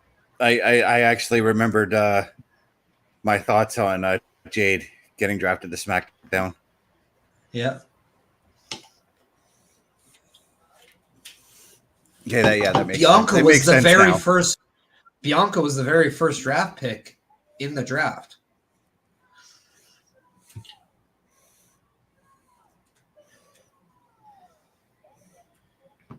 Well, I'm glad they're doing something with Alba Fire and Isla Dawn now.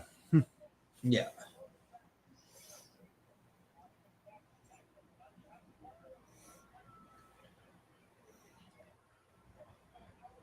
Nice.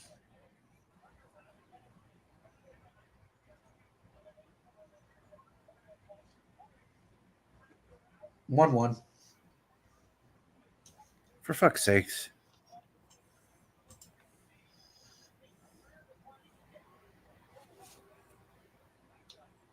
Well, at least the Oilers have scored tonight, so. They're one up on you.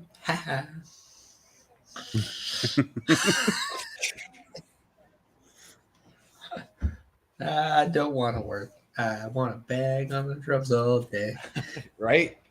Man,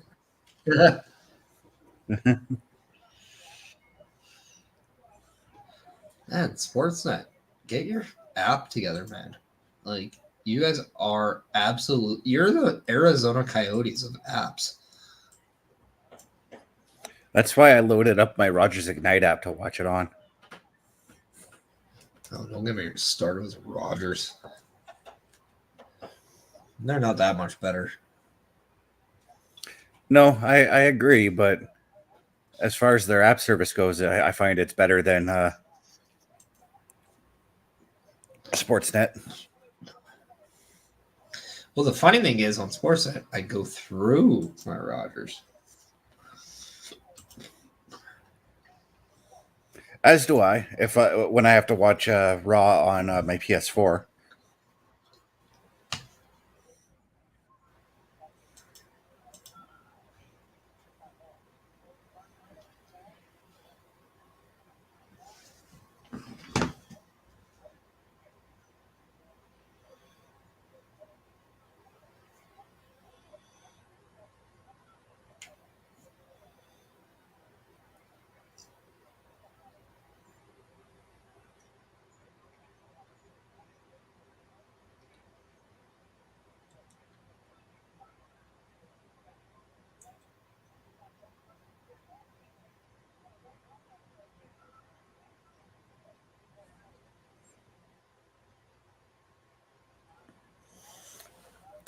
For a second, I looked over and I saw the Panthers celebrating. I'm like, oh, did they make it 2-1 now?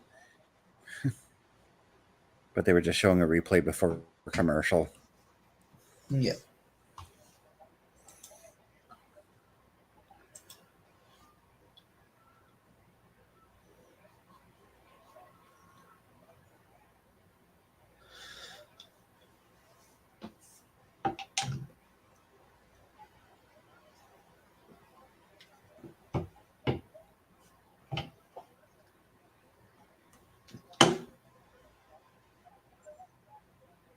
Now, I very much can see Alba Fire and Isla Dawn taking advantage of Shayna Baszler in this match to pick up the win, because I think it's actually important that they do get that win.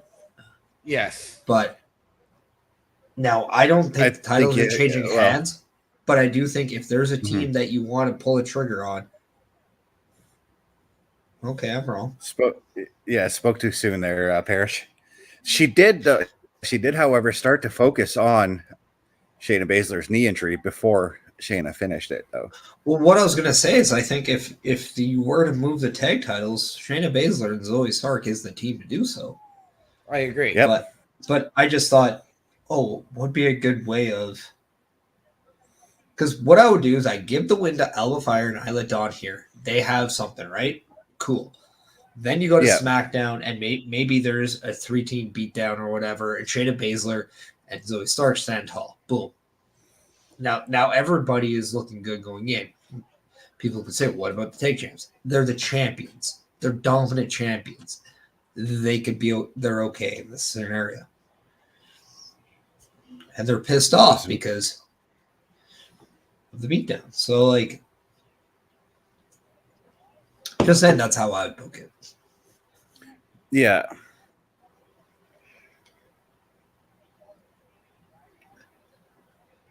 Unless you're going to surprise me like you did in the North American ladder match and have the most unlikely of people win the match. Which was OMD's pick. And I'm not going to lie, OMD, when you said Kalani Jordan was going to win, I knew she was my underdog pick, but in the back of my brain, I was like, what the fuck is this dude on?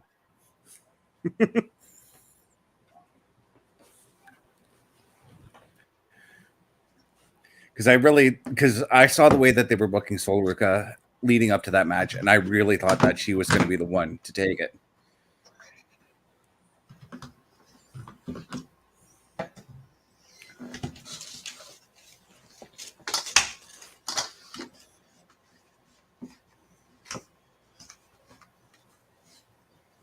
Kalani has never been the greatest performer, but she's been steady and consistent with everything.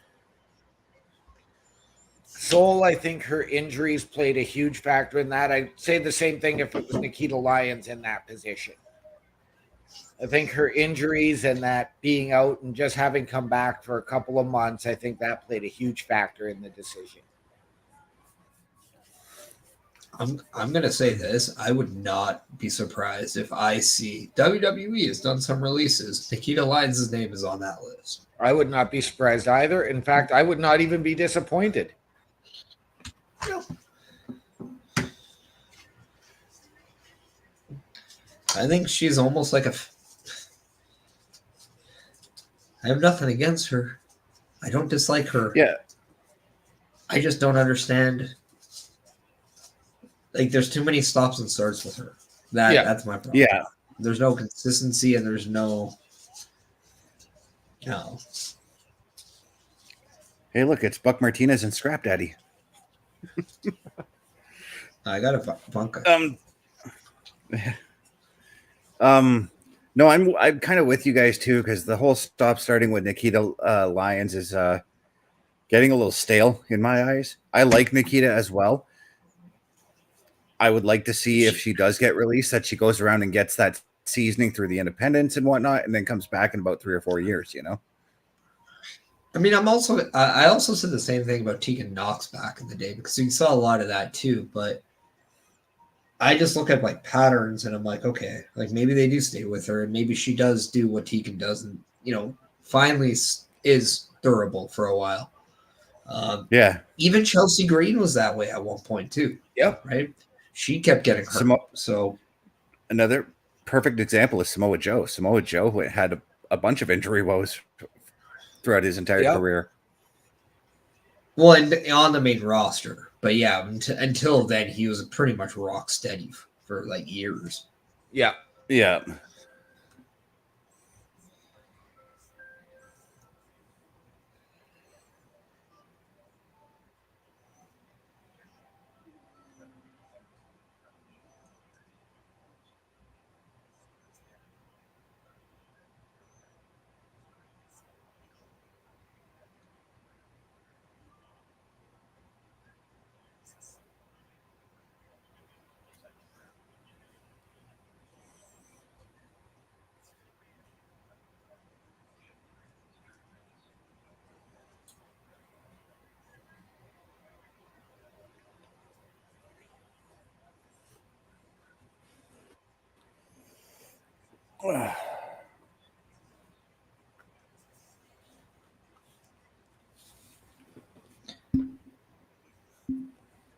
I'm starting to find this really funny that Hornfogel gets ejected for what he did, and now there's been multiple penalties of the same thing called against Florida.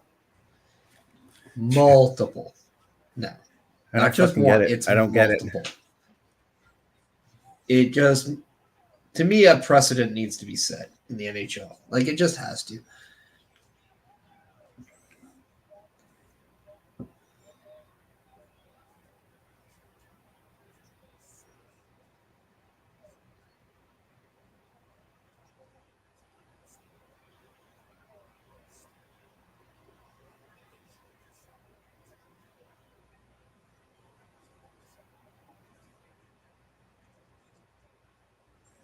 Oh, they're reviewing it over the glass, eh?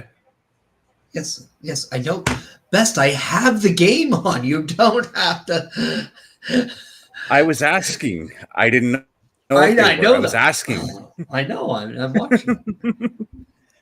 It's just the way you're asking. It's hilarious because, like, you say that like I'm not watching it. Yeah.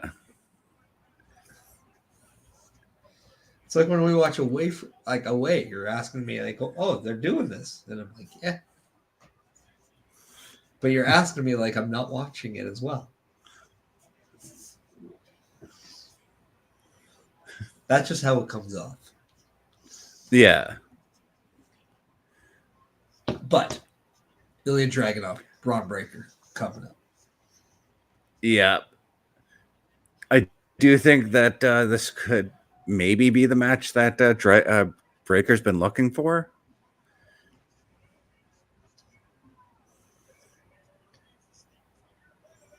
Okay, that was over the fucking glass. I don't know what you guys are smoking, but like Florida's not known for good weed, so I don't understand it.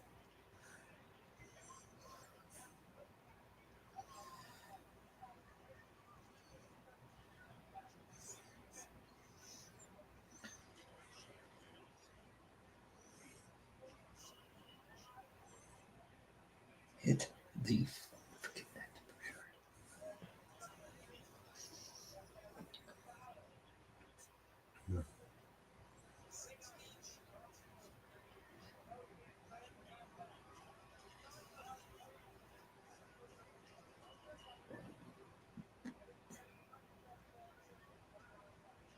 All right, let's see how this goes. If the bell sounds, we are ready for action.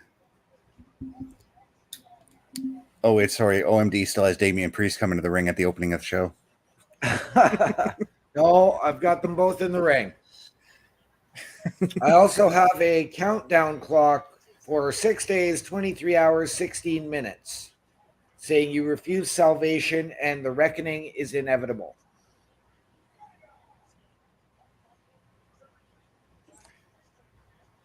Is that from the QR code tonight? Yep. Yeah, there is a lot of speculation that this is going to be revealed at Clash at the Castle.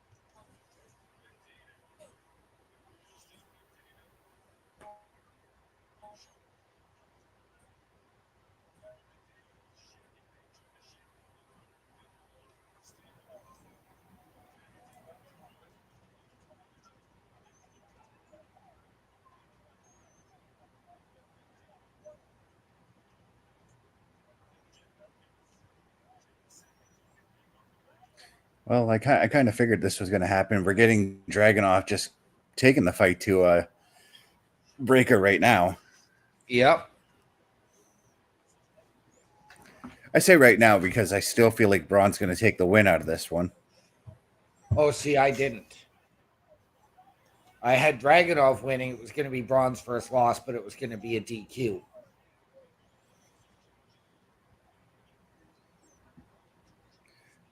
I do believe, though, we're getting Bron's first multi-segment match on the show, though. Yeah, probably. Or since he's coming to the main roster, because we are at commercial right now. Yes, we are. Oh, this is just a game taken over by the refs now. Why would they call? I missed it. That's a slash on. It's just like, I don't know if you saw, but that is puck over the glass, 100%. I did see that because I saw him kick the puck to his stick and then throw it over. Yeah, and like it just blows my and mind. then you showed the long. And then you showed the long. They showed the long shot afterwards, where you can plainly see he was facing the fucking boards to put the puck over. It's just like, I get so turned off games where it's like, oh, a power play ends, and then 2 seconds later another power play goes, and it's like, it's the playoffs. Let them whack each other a little bit. It's like, call it if it's like gonna prevent a scoring chance. Like really like matterful stuff, but my God. Hockey plays are now penalties. Man, world, can we stop being pillows here? Because this is SAOFT. Soft? No, just soft. Not the Bush League way of saying it, like Big Cass. But it's like, geez, Big Bill. It's hockey, all right. This ain't soccer. Yeah, we hate. Just fucking let him play. Let him play. Like, come on. We don't need diving to take over the game. Right? Yeah, because right now this game, it totally feels the complete opposite of what I was saying about the Kings and the Oilers in the first round. Very little penalties called in that series, and they just let them fucking play. You are dropping so many F-bombs right now. Chill. I am. Chill. Chill. Woosah. Woosah.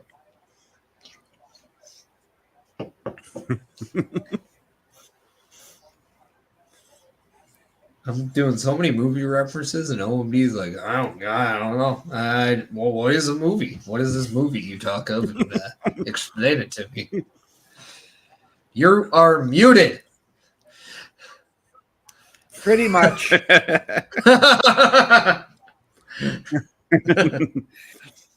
You're caught on your phone too long, and you muted yourself. I'm still in commercial, so. But still in commercial. Well, we're not. We're on the show now. In 2 seconds, Well, yeah. That's good for you.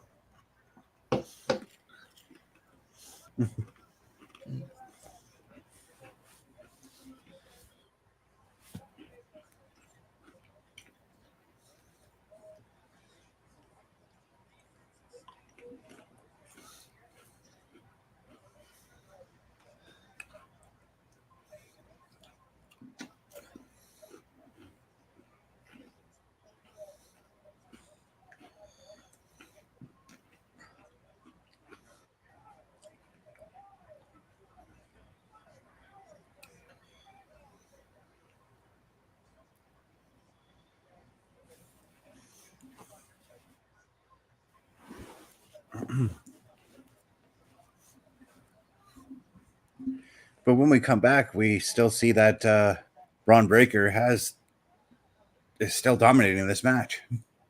Yes, he is.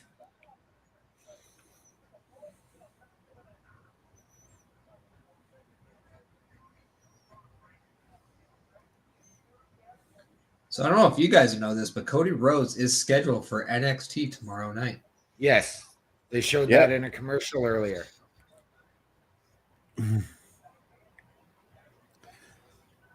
Wonder what Wonder what he's got up his sleeve on NXT tomorrow night.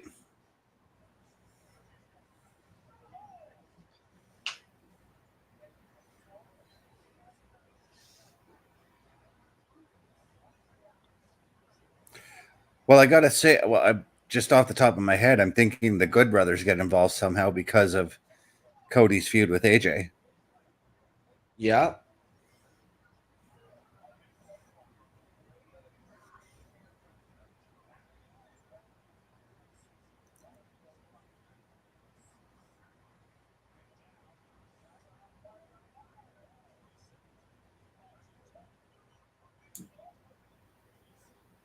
Ooh. This match is cooking. It is.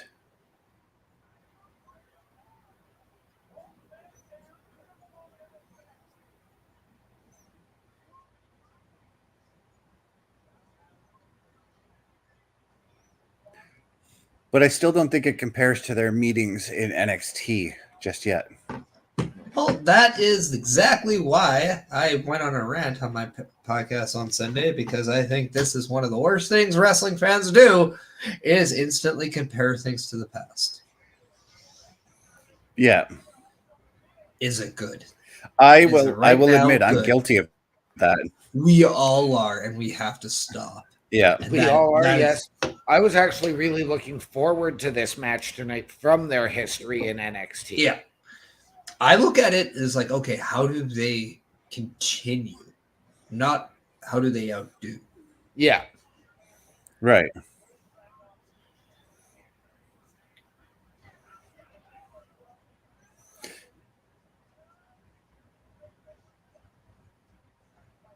There's part of me that thinks Ricochet's costing Dragunov the win here.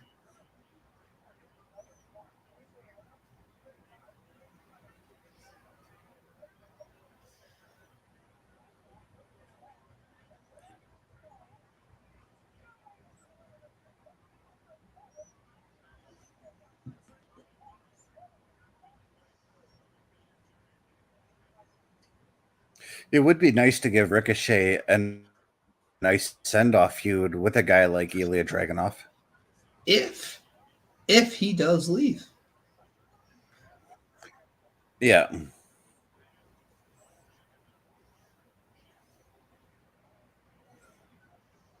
Ooh. Breakker on the boots to show people that, yes, he is capable of getting his own gear. Yep. It's no secret that he used a lot of his dad's gear. No, he's fully admitted it. No. Yeah. So is his dad. Yeah.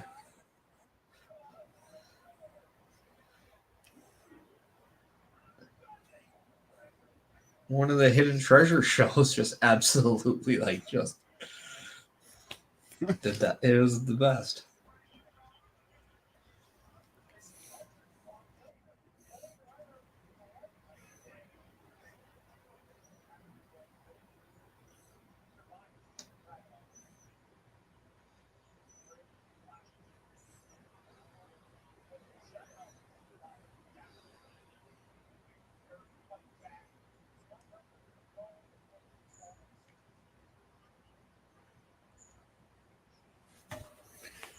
All right. What are you looking for, Dragunov?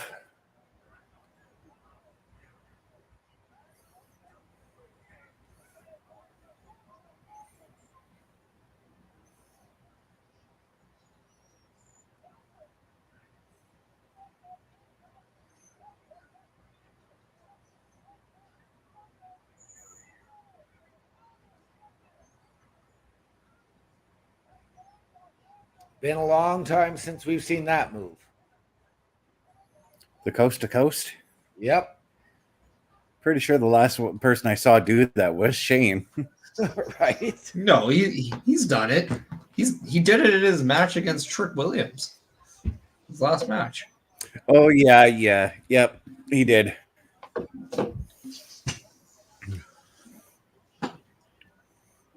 I believe that was at Stand and Deliver. That it was that, yeah.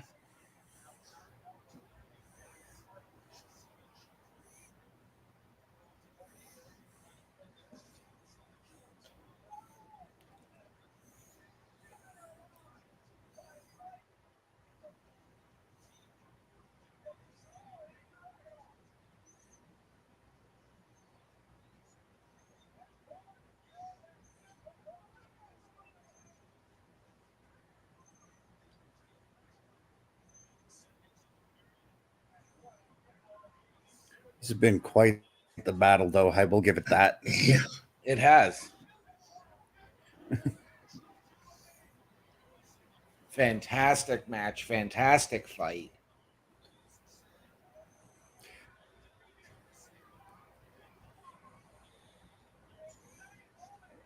I'll flat out Well, I say, did pose winner the of this question. match should go in the Money in the Bank. Yeah. I agree. As I was going to say, I flat out posted the question in our description for the show. Will Bron Breakker finally get the challenge he's been looking for? And dare I say it, I think he did. Yep. Well, you'd be a fool if when you heard him and Dragunov, it wasn't happening then. Right? Yeah. And having had It was a this rhetorical match pegged question at hand, but having this match pegged as my match of the night, it's delivered.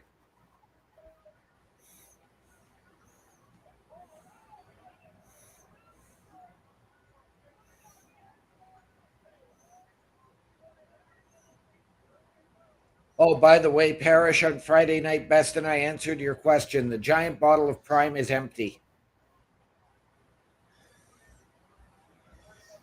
Yeah, but it's a new one because it was always Icy Pop. It's blue raspberry now. yeah. And it was an ice pop one that Kevin Owens chucked on SmackDown. So Yeah.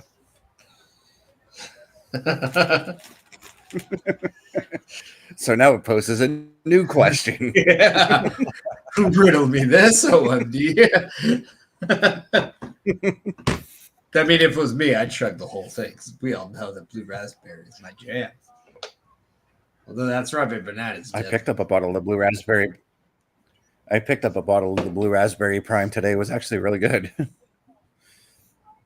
Mm-hmm. I was going to go for the strawberry banana, but they were sold out. Oh. Yeah, that was. Yeah, speared him right out of his shoes. No, they're still on. Maybe out of his soul.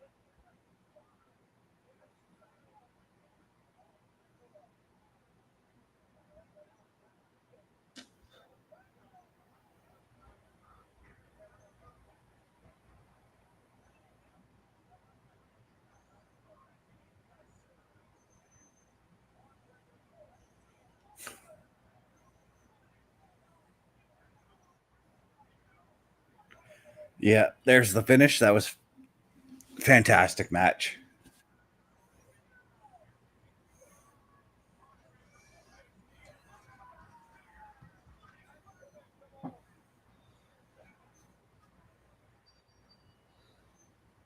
Yep.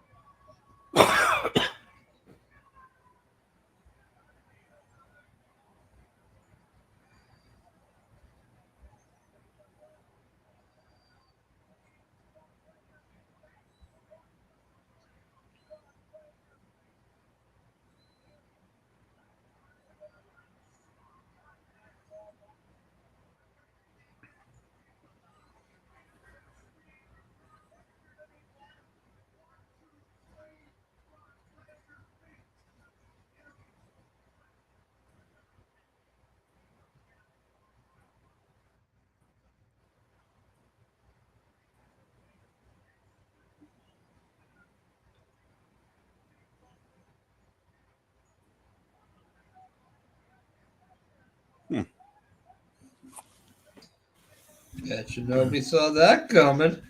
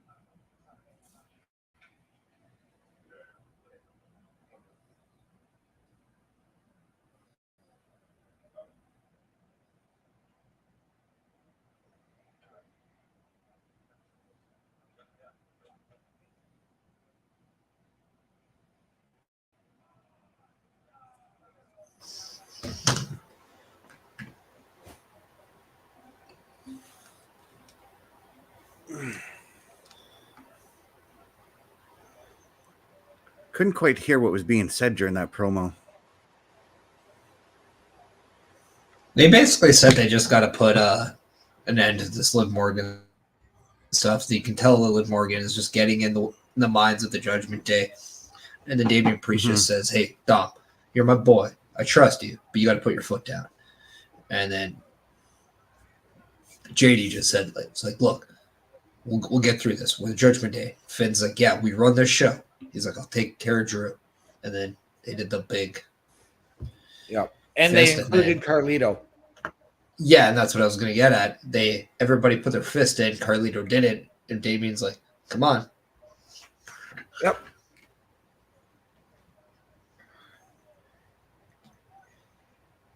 And now we're going to get Awesome Truth versus AOP. Tag team title match.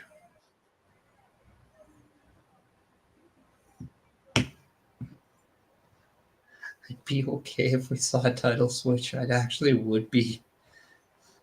Yeah, me too, at this point. As much as I love R-Truth. AOP is not exactly my favorite tag team, but Awesome Truth is a lot farther from that list. Oh, see, I love Awesome Truth. So, I mean, I like AOP, but I'd rather see Awesome Truth keep the belts. I kind of need AOP something. I need AOP to chew on something a little meatier. So, like a tag title run wouldn't be a bad choice for them. Right. We're going to bypass that comment. But, yeah. I'm starting to get a little bit more intrigued to Karrion Kross and what he's doing a little bit. So I kind of want to see that a little bit more attention.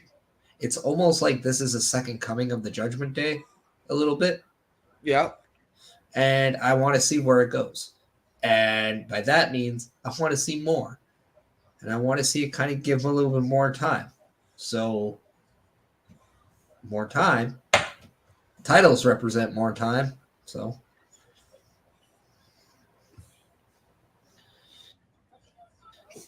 I mean, as I say this, I would not be against Karrion Kross getting involved in the Intercontinental title hunt either. Would it be too big of a step for him to? Would it be too big of a step for him to throw his name in the Money in the Bank hat either? No. He won't win it.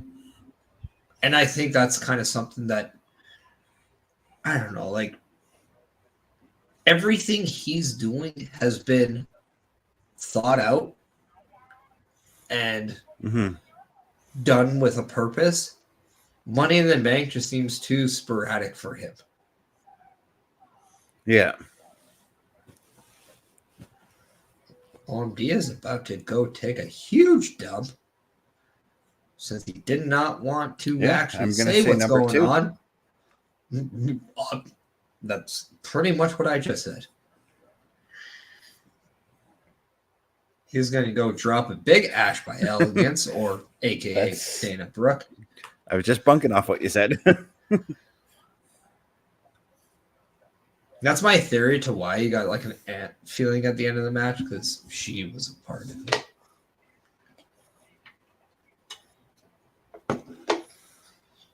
And you know how they said like Jesus was just I could have so done holy because that. he turned water into wine. Yeah, this talent has such a power, she turns gold into shit. It's like the reverse effect.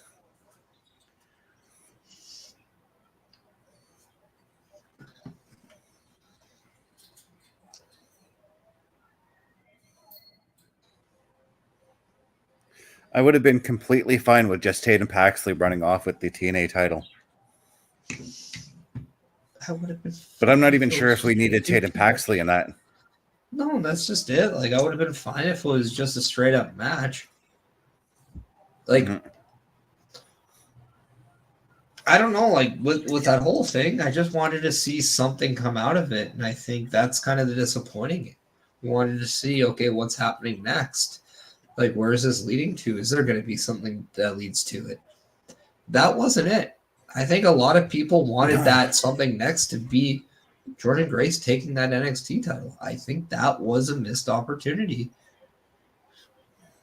But what I really did do think so. like, and I hate the fact that I'm kind of putting over Ash by Elegance on this, is that we saw the furthering of TNA angles on NXT. So maybe they did that to maybe draw some eyes over to TNA. To maybe this was WWE throwing them a bone or something like that, you know? I don't know if it's throwing a bone. I think at some point you have to do some WWE talent on TNA. Mm-hmm.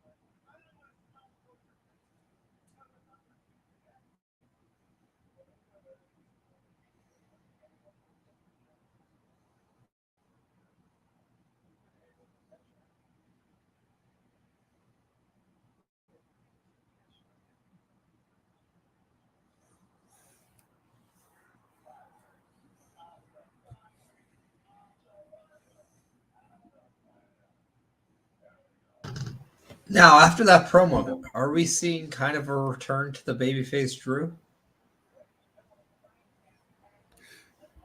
I gotta say yes on that one, because it really feels like in this whole thing, I've had a hard time picking out between Drew and Damian who the babyface is and who the heel is.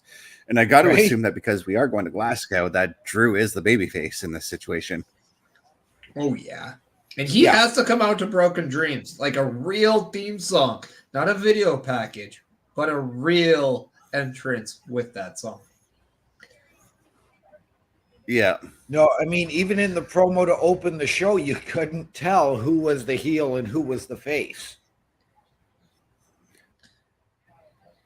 Why does Paul Ellering look like he's trying to hold in a shit with that face? Well, his glasses like represent his like droopiness. It's weird.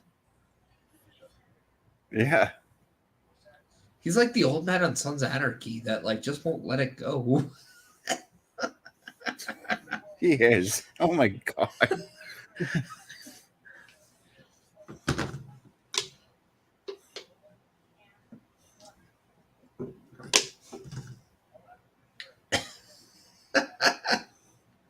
Oh, gotta love him though. Gotta love him. I do actually love Paul Ellering, and I wish that they would give him time to cut a promo. Not saying Karrion Kross is bad at promos, it's just Ellering's better. No, but I think you got to give Kross the time here. He's the leader, right? Mm-hmm. If anything, he's the one that tells Ellering what to do, not the other way around. If there's one person that tells Kross what to do, it's Scarlett.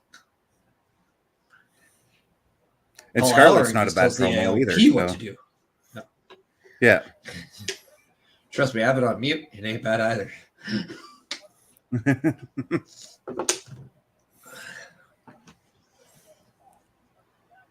I don't know what she said, but I'm picking up what she's putting down.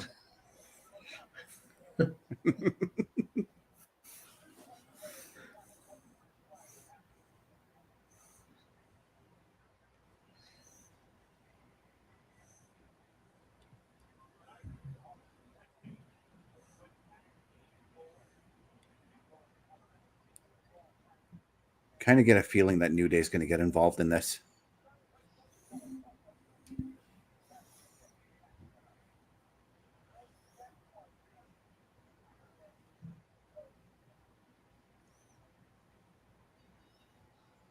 So Hikulo from New Japan Pro Wrestling. Well, whatever. Use tomato. whatever. But thanks for the interruption. That was nice. Anyway. You're welcome. I'm glad I could oblige you. There is, even though there were rumors that he was finalizing with New Japan, which is true, there's belief now that it's not just rumors. It is more certain he is WWE bound. Yes, his contract expired on the 4th. Actually, it was June 9th.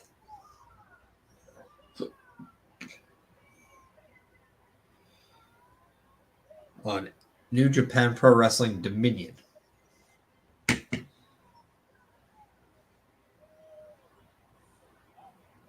So last night.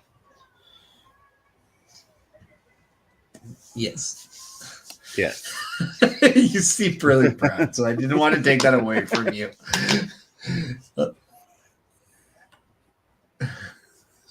As I started clapping, I felt bad. I'm like, I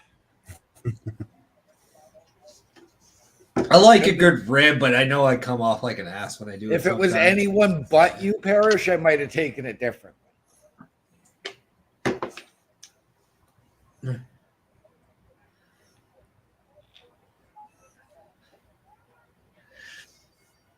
I do have a soul, people. I do. I'm not ginger. I have a soul. Jeez. He also needs diapers for his kid. So no, we're good. We're good on that one. Oh, so you don't want people going to rogueenergy.com and saving 10% by using the promo code? Yeah, because I still need formula. He's jumped up. He's now there in you stage go. 2. And so yeah. Yeah, man.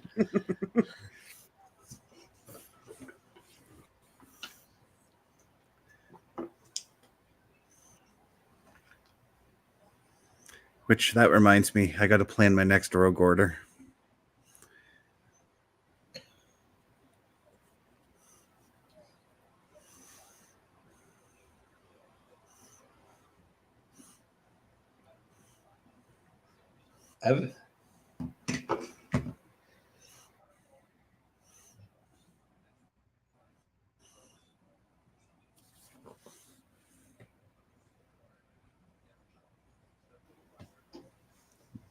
Bless you. Thank you. I didn't know if you guys heard the first one or not. I didn't know if I got there in time. I didn't, but I saw it. So yeah. Although when I moved the mic and I moved my mouse, went to the thing on my computer where all of a sudden like the headline things come up, and I'm like, nope, don't want that, because they totally blocked the screen. So I didn't really realize how I looked because I couldn't see at the time. Yeah. Oh, you're talking about that little news feed on the start button there. Yeah, because like when I on Windows, sneeze, because when I sneeze, my arm moves with the mouse, so then it goes to that, and that pops up. I'm like, oh, I can't see how I look because it blocks the window. Which I'm just gonna make it full screen. Let's be honest, I'm not doing comments.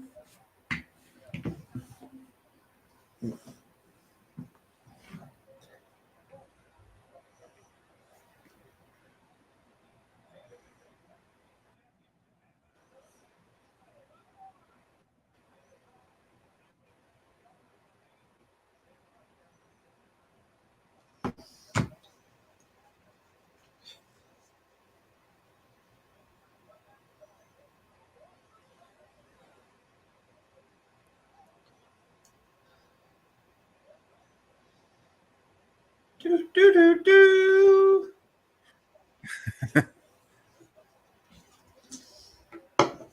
If there's someone that Chris Van Vliet needs to get on his podcast, it's R-Truth. Oh, 100%. I would gladly listen to that. Although 2-1 he now. does have, Damn it. he does have, he does have Carmella on tomorrow. Thanks. Why are you guys always interrupting me when I speak? No, because I just saw the goal I and I had had the to game let out a on little best. fire. We don't have. I'm trying to say something. Happy, given the fucking shit I'm seeing here. You just have to just, and it's all because of that damn thing you said. Because I said you cursed them, and look what's happening. I'm sorry I did that. This just means one thing: you no longer have the ability to think thoughts. We're officially taking that away. My brain isn't braining.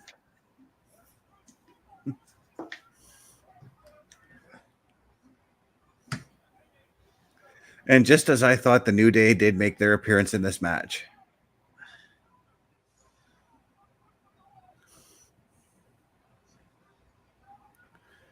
How does he hit him with a title and it's a no-sell?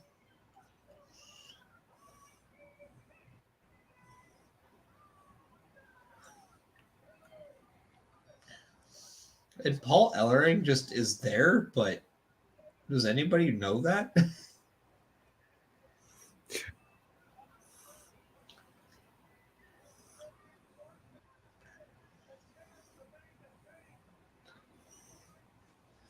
That's kind of the vibe I do get with Ellering now, is that he's just there.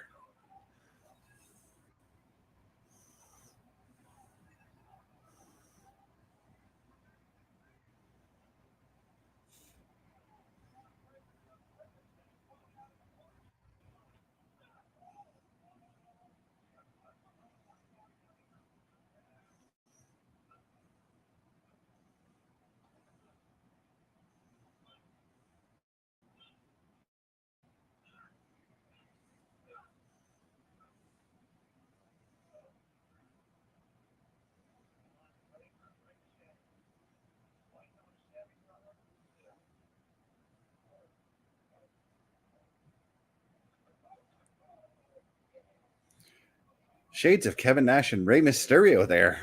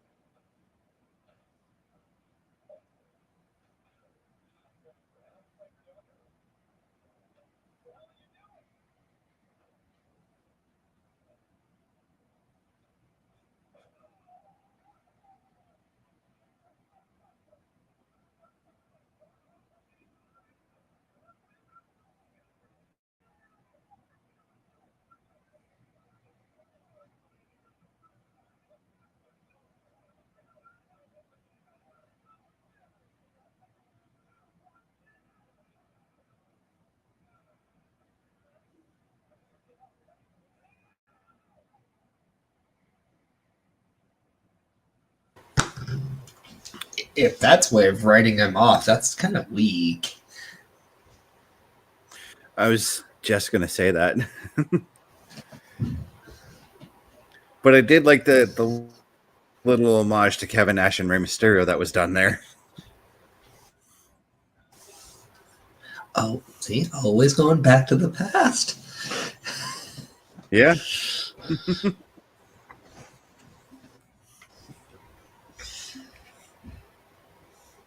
I just think it's weird that they have like Ric Flair and Jimmy Hart on.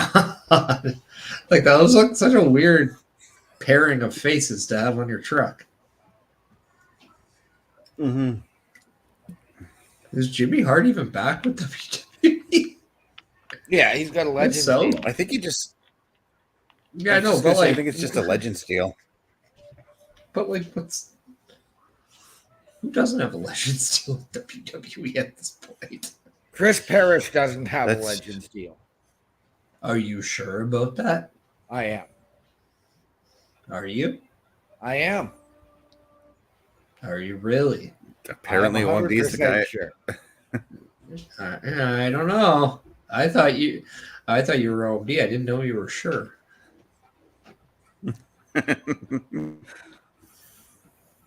I am OMD. Are you doing double personalities with us today? Oh, yes. Because they say two heads are better than one, but there's always an exception to the rule.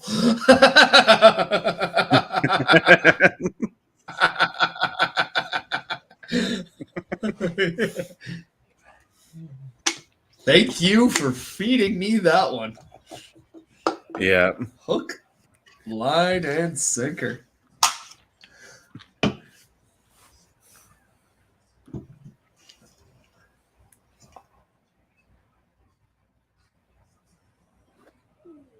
What you drinking, OMD?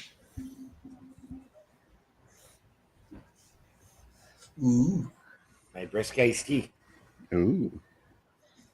What are you drinking, Chris Best?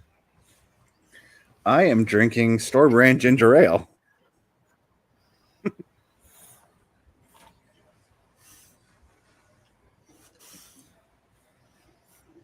What are you drinking, Mr. Perish? My best friend's girl. I've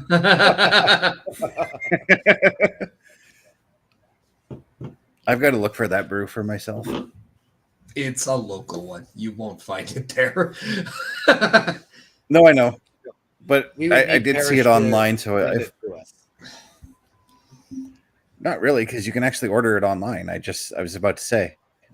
It literally is brewed in Calgary. Yeah.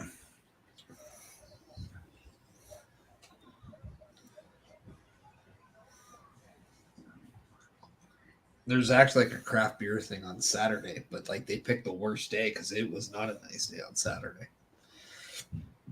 And they're like, "Oh yeah, it's out like in the parking lot," and I'm like, "That's really unfortunate."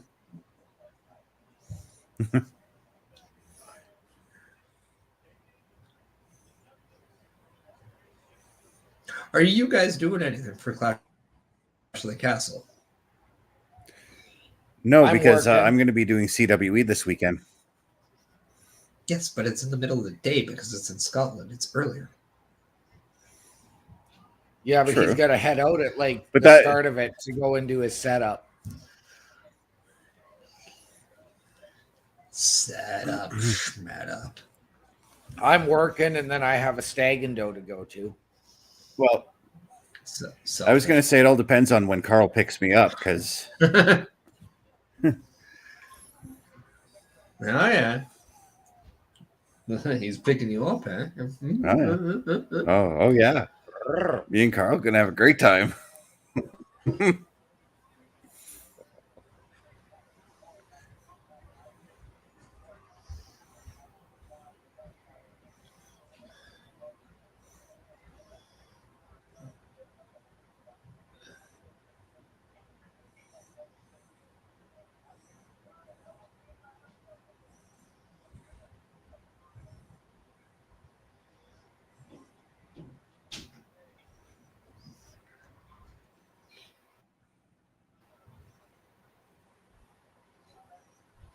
Oh, we got no more ring announcer.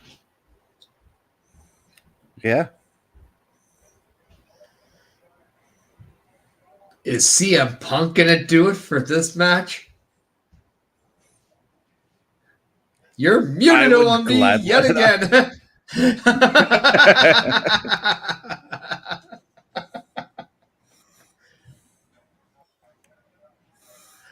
Oh, too funny.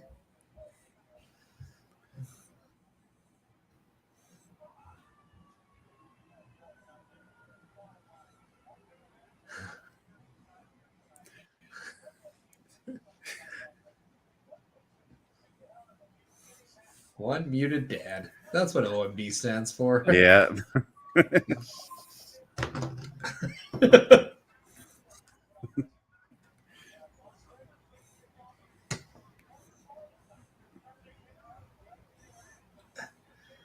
I wonder how often Pat McAfee's just trying to break Michael Cole, and if that's just his main point now on announcing. You'd have to think it is. It's got to be at least once every episode, or at least once or twice every episode of Raw or PLE that they do. No, but I mean, like, that has to be like what's in his head every Monday. It's like, on this segment, I'm breaking Michael Cole, or I'm gonna try. I don't think he's doing it once every episode. Like, I know he does it at least maybe once every episode, but he's probably trying to really mess with them.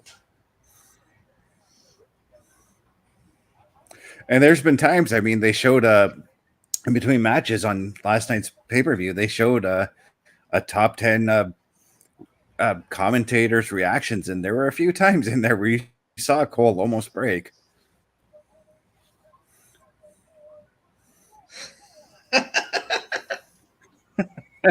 So we've got Drew coming down, shaking hands with the fans again and doing all the baby face things.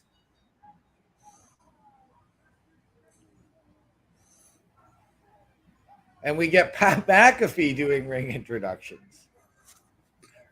There you go.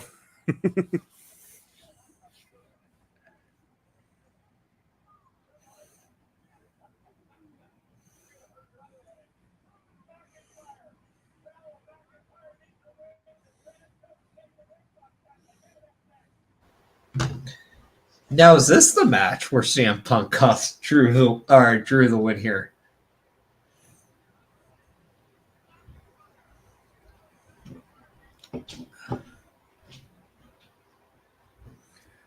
If I'm Punk, then yes. But you're not. You're Chris Best. Hey, I could be CB Oh, Punk. burn! No, you can't. No, you can't. My real life middle initials are CM, just so you know.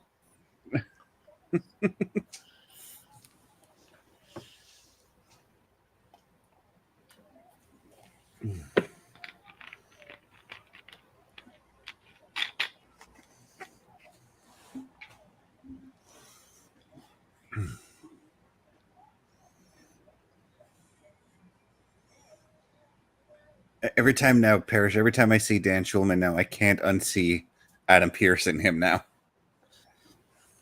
Well, I mean, we all have desires. And if that one's yours, I'm just going to let you have it. It's all right.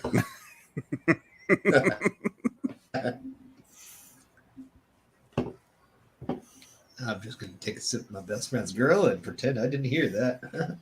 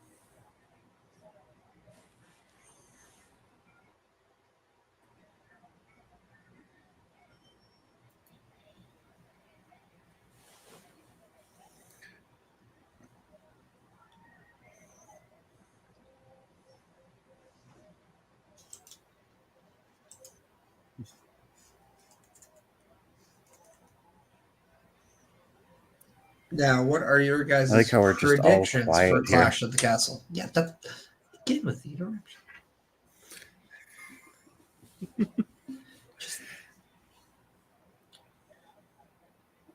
I apologize. Don't care now. Just don't care. Predictions. Oh, geez. Don't care. Sorry, Well, fine then. OMD, what are your predictions for Clash at the Castle? Bailey retains.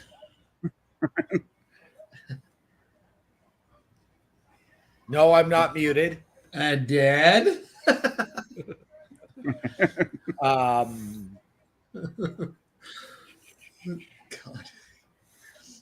This is going south so quickly. Yeah. Basically, the only title changing is Drew's.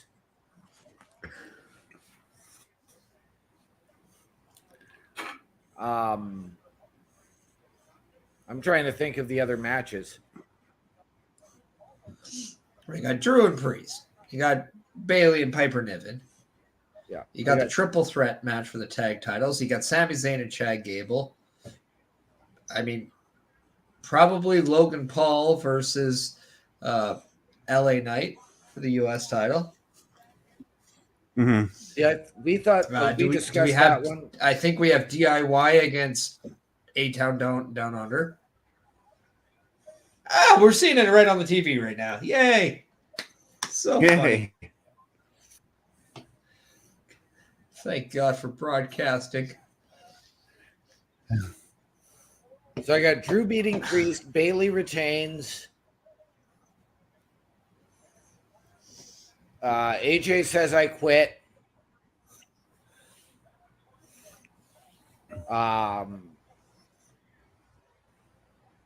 Gable wins, Gable will win.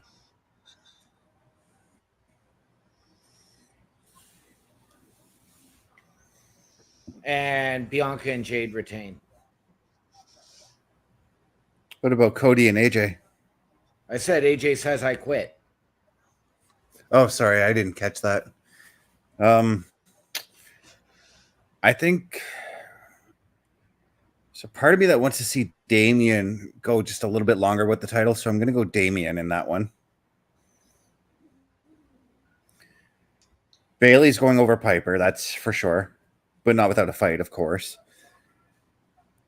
I think Sami retains over Chad, and that's because we get Otis finally decking Chad Gable. Cody's going to retain over AJ, and Bianca and Jade probably retain in their tag match, as much as I kind of want to see Shayna and Zoe win the titles. Yeah. Perish, my brother. How about you? What do you got on this show? I think Cody wins. I don't think you're taking the title off Cody. I have Damian Priest winning. I don't think Drew is walking out the champion. I think he's going to get screwed once again. And yeah, I could see. I think there's going to be some kind of Punk involvement there. Can I finish? The match is on now. Let's enjoy the match.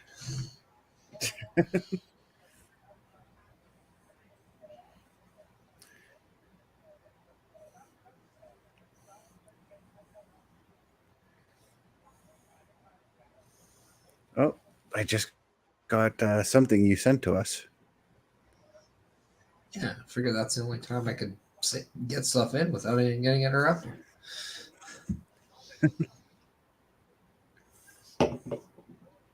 It's also quite funny.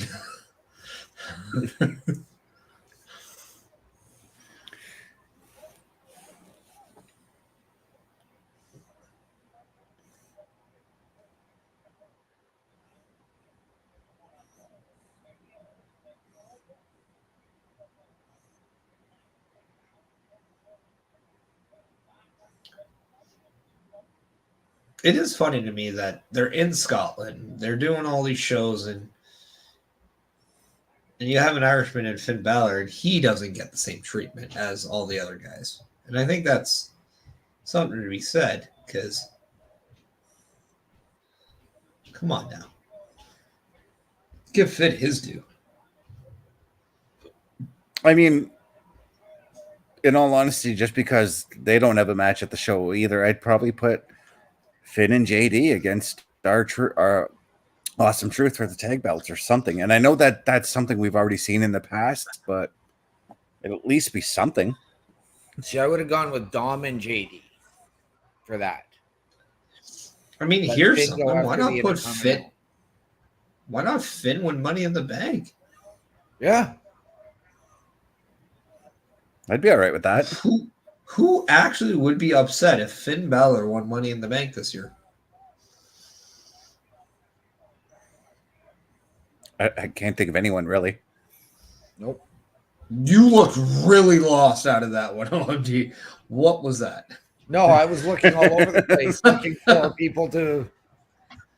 No, I wouldn't be upset with that. I'd be good with it. It could also you could do that convincing.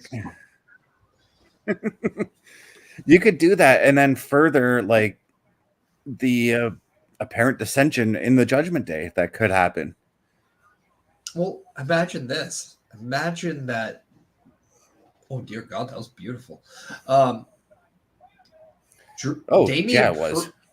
Damian Priest loses the World Heavyweight title to whoever, and it's initially cashed in by Finn Balor. So on a Sunday, on the PLE, Damian Priest is World Heavyweight Champion. But on the Monday at Raw, Finn Balor is now. So now Damian Priest takes the back seat to the new World Champion in the Judgment Day. Tell me that doesn't bring you dissension right there. Oh, yeah.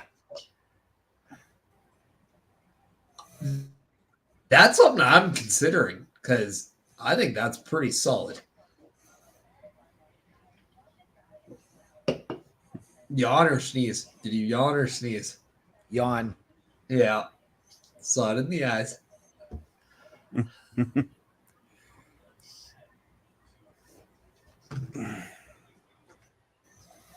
3-1. Oilers down 2-0.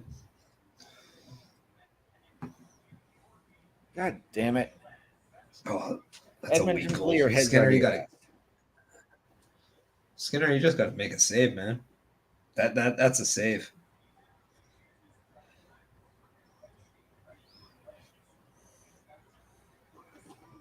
But also the forwards. You got to get a goal, man. 2 games in, no goals by the forwards. Like, accountability is right there.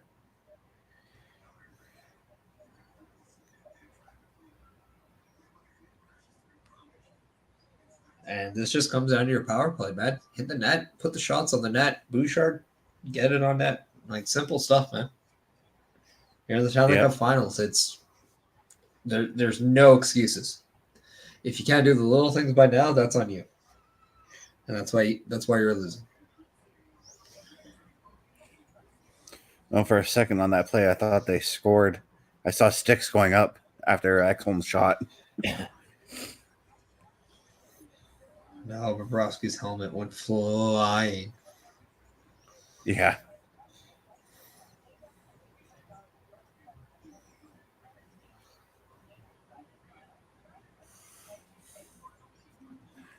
But that's it. Like, you look at that shot, it's a flat shot to the net with no one in front. You can't make it easy for that goalie. He is too good. Mm-hmm. You're making Bobrovsky look like an all-star because that is something Oilers are known to do at times, is make a goalie look better than what he actually is. Bobrovsky's a good goalie, but they're making him look like he is the freaking GOAT right now. Because they're just not making it hard for the goalie. They got to learn to make it hard for the goalie. Kane is tangling up with somebody.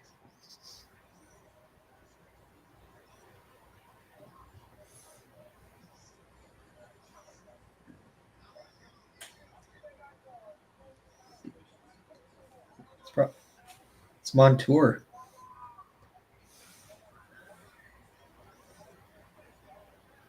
And we're back from commercial. So we see a nice little chin breaker there from Finn Balor on Drew McIntyre.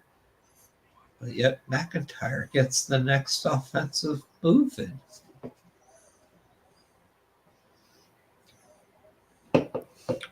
It's been a very decent match. I'm really enjoying this. Well, I mean, it's Drew and Finn. I mean, could you ask for more out of these two, really? I mean, they're former NXT champions, tag team champions, intercontinental champions, universal champions. Yeah. Like,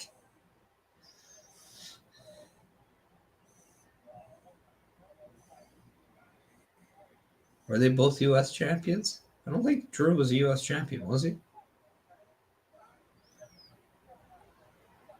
I don't think so. Finn was. I don't remember Finn having the Intercontinental title. Oh, yeah, he did. He had it going into WrestleMania. Yeah. Yeah. That's exactly who held what do you remember the triple threat with Miz and Seth Rollins? And Finn Balor? Now I do, yeah. Finn Balor was the IC champion going in. Seth Rollins. Yep.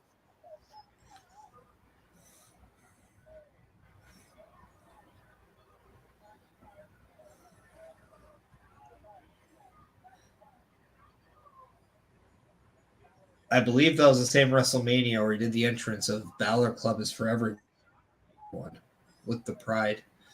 Right. I think as well. Yeah, and everybody got all into a tiff over that. Yep. Well, that's because people are sensitive. They don't understand the bigger picture. Mm-hmm. And then he just went on record saying that was the most important moment in his career was that entrance. Well, it's because it meant something. On a platform like WrestleMania, you're doing something that's bigger than yourself, and people still want to bitch about it. It's like, this is why you can't be happy, people. Yeah. Even when good things are happening to you, you're still finding a way to complain. Mm-hmm. If that's not social media in a nutshell, I don't know what is.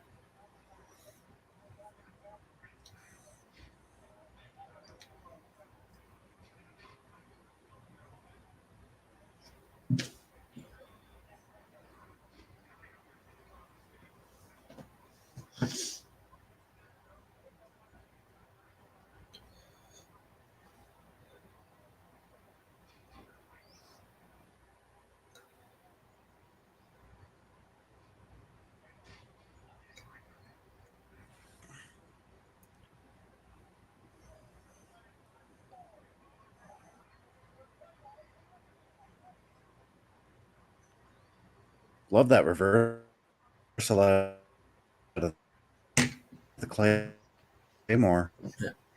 And just to correct myself, the DIY A-Town Down Under match is not official for Clash of the Castle.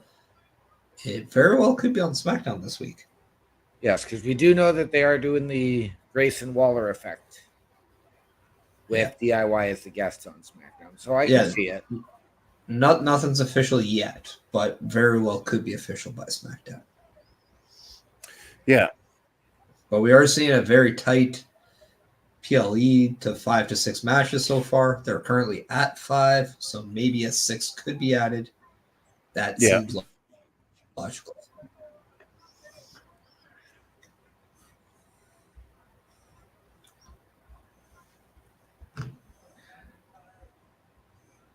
I'm actually now, because back in January, I remember me complaining about the fact that there were only 4 matches on the Royal Rumble show. I'm now very much enjoying the fact that we don't have 10 to 12 matches on a show now. Right?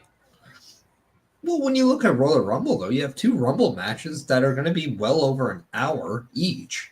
So you're already at 2+ hours there. Yeah. So if you want the next matches to go 20 minutes, okay, you're looking at you're close to 3 hours right there because you got to factor in, okay, you're going 20 minutes and something. You're going 1 hour and something. Then you have backstage promos or you have backstage segments, interviews, something.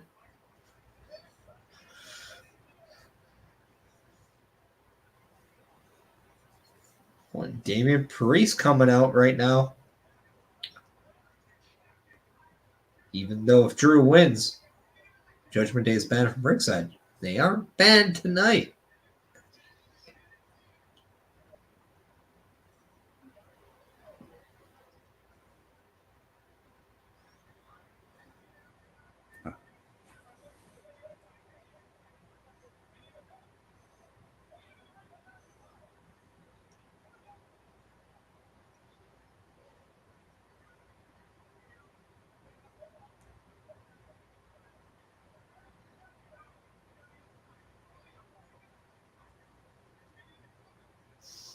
You have to wonder if maybe Sheamus comes in to help Drew.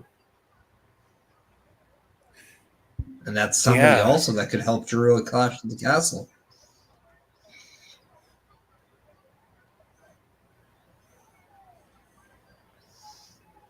Just like that. We'll wait before best you say anything so OMD gets caught up. Yep. In 5, 4, 3, 2, 1. Come on, OMD. I just got the finish. There we go. So Judgment Day is banned from ringside. Drew McIntyre picks up the 1, 2, 3 on Finn Balor, and we leave Raw with a stare down between Damian Priest and Drew McIntyre with that World Heavyweight title in the middle.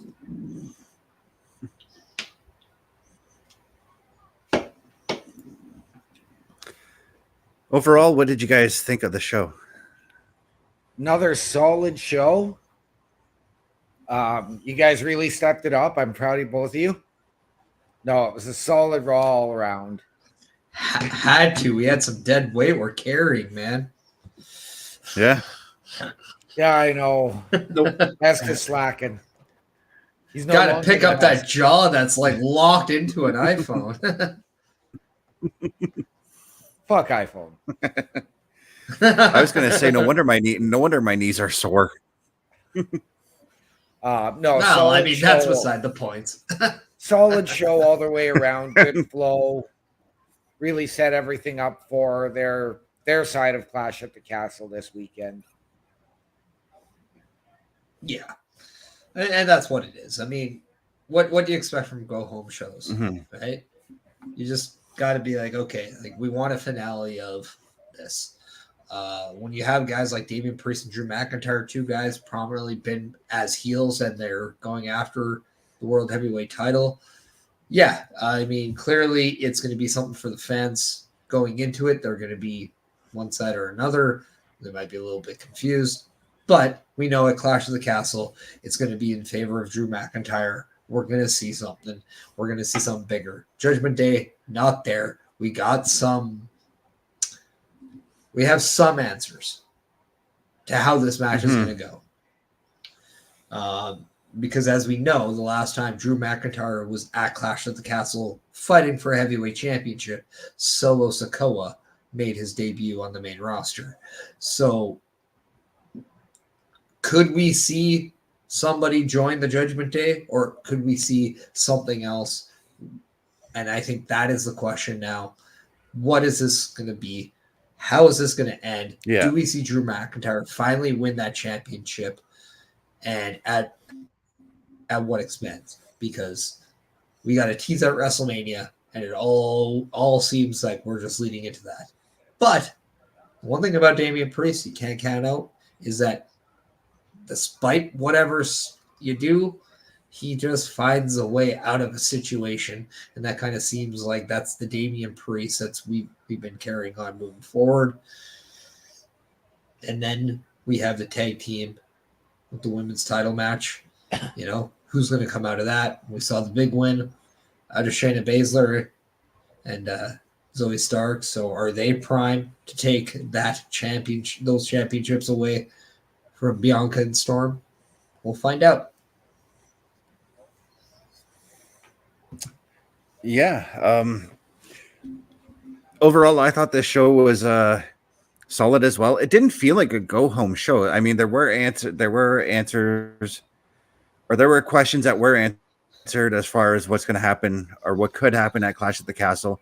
But there were also other workings that were booking past Clash at the Castle, and I was completely cool with that at the same time. Yep. Yeah, and then we also have the intrigue of Chad Gable versus Sami Zayn for the Intercontinental Championship. Those are the three matches on the Raw side that, that they're working towards. So do we see Sami Zayn retain that title? Do we see something out of Otis? Does Chad Gable come out of Clash of the Castle the champion, or does he come out with added rivals based on what we could expect with the Alpha Academy turning on Chad Gable? Mm-hmm. Well, that's we don't know what to expect at the pay-per-view, but I do know that we can expect our socials to be handed out, and that's started off with you, Perish. I'm not handing out nothing. I'm making you read, because as a father, it's important to learn how to read and become very intellectual on your 3 R's: reading, writing. And arithmetic. No, nobody's going to catch on to that. Man, you guys are killing me here. But yeah, go follow I did me and catch all that on. stuff. I was waiting for you to finish it. Oh, now you start to wait for me to finish. Dear Lord. But yeah, go check all those out. Please follow that. Please help me support, like, follow, subscribe to all that stuff. Visually, you can always see me on Mondays when I run in for the Monday night watch along, known as a Raw Patrol, where we survey the scenes that are WWE Monday Night Raw, and then also on Sundays at 10:15 my time, 12:15 Eastern time, with the Chris Perish podcast live for the first time on Father's Day this Sunday, where I'm trying to track down a guest, but maybe, just maybe, I might have a different type of guest for you guys. Check in on my Twitch, on my Facebook, on my YouTube, Chris Perish Podcast, episode 28. Please help me. I need it. His baby needs formula. All right. All right, OMD, how about you? Well, as I distributed them earlier today out during the Raw Preview Review Show, you can catch me on the Book of Faces, Daniel Harisic, HRYCYK, on Snapchat, One Man Dynamic, capitals on O, M, and D, on Twitch at OMD17, and Discord at OMD6370. Visually, every Monday, 7 to 8 p.m. between the Boar's Nest and Turnbuckle Studios with the Raw Preview Review Show, followed immediately at 8 o'clock with the Raw Patrol, where I come in and join this wacky cast of characters. Tomorrow night, Chris Best and I at 8:05 p.m. Eastern with Turnbuckle Talk, usually Carl Carafell as well, but he is AFK this week. Wednesdays, you can join me and Chris Best as on the Boar's Nest with the PlayStation Showcase. Chris, what game are you previewing for us this week? Streets of Rage 4. Nice. Thursday on the Boar's Nest with Bubba Duke. And Fridays with Chris Best once again on the SmackDown security detail, plus whatever other shenanigans we can find to get ourselves into. And I will hand it over to you, Mr. Best. All right. So you guys can find me youtube.com at CBS Entertainment, twitch.tv CBS_entertainment, threads.net at CBSFilms83, facebook.com chris.best83, tiktok.com CBS.entertainment. Look for me, as OMD had pointed out, Tuesdays, tomorrow night, 8:05 Eastern, where we're going to talk some wrestling news. We're going to discuss the possibility of Ricochet's departure from the WWE. We're also going to be covering the CWE card on this Saturday as well. Look for me also Wednesday nights doing the PlayStation Showcase over on the Boar's Nest. As I mentioned, we're doing Streets of Rage 4 this week. Friday nights, you can find me 7 p.m. Eastern, just before we go live for the SmackDown Security Detail. The latest episode of WWE 2K24 My Rise will be uploaded.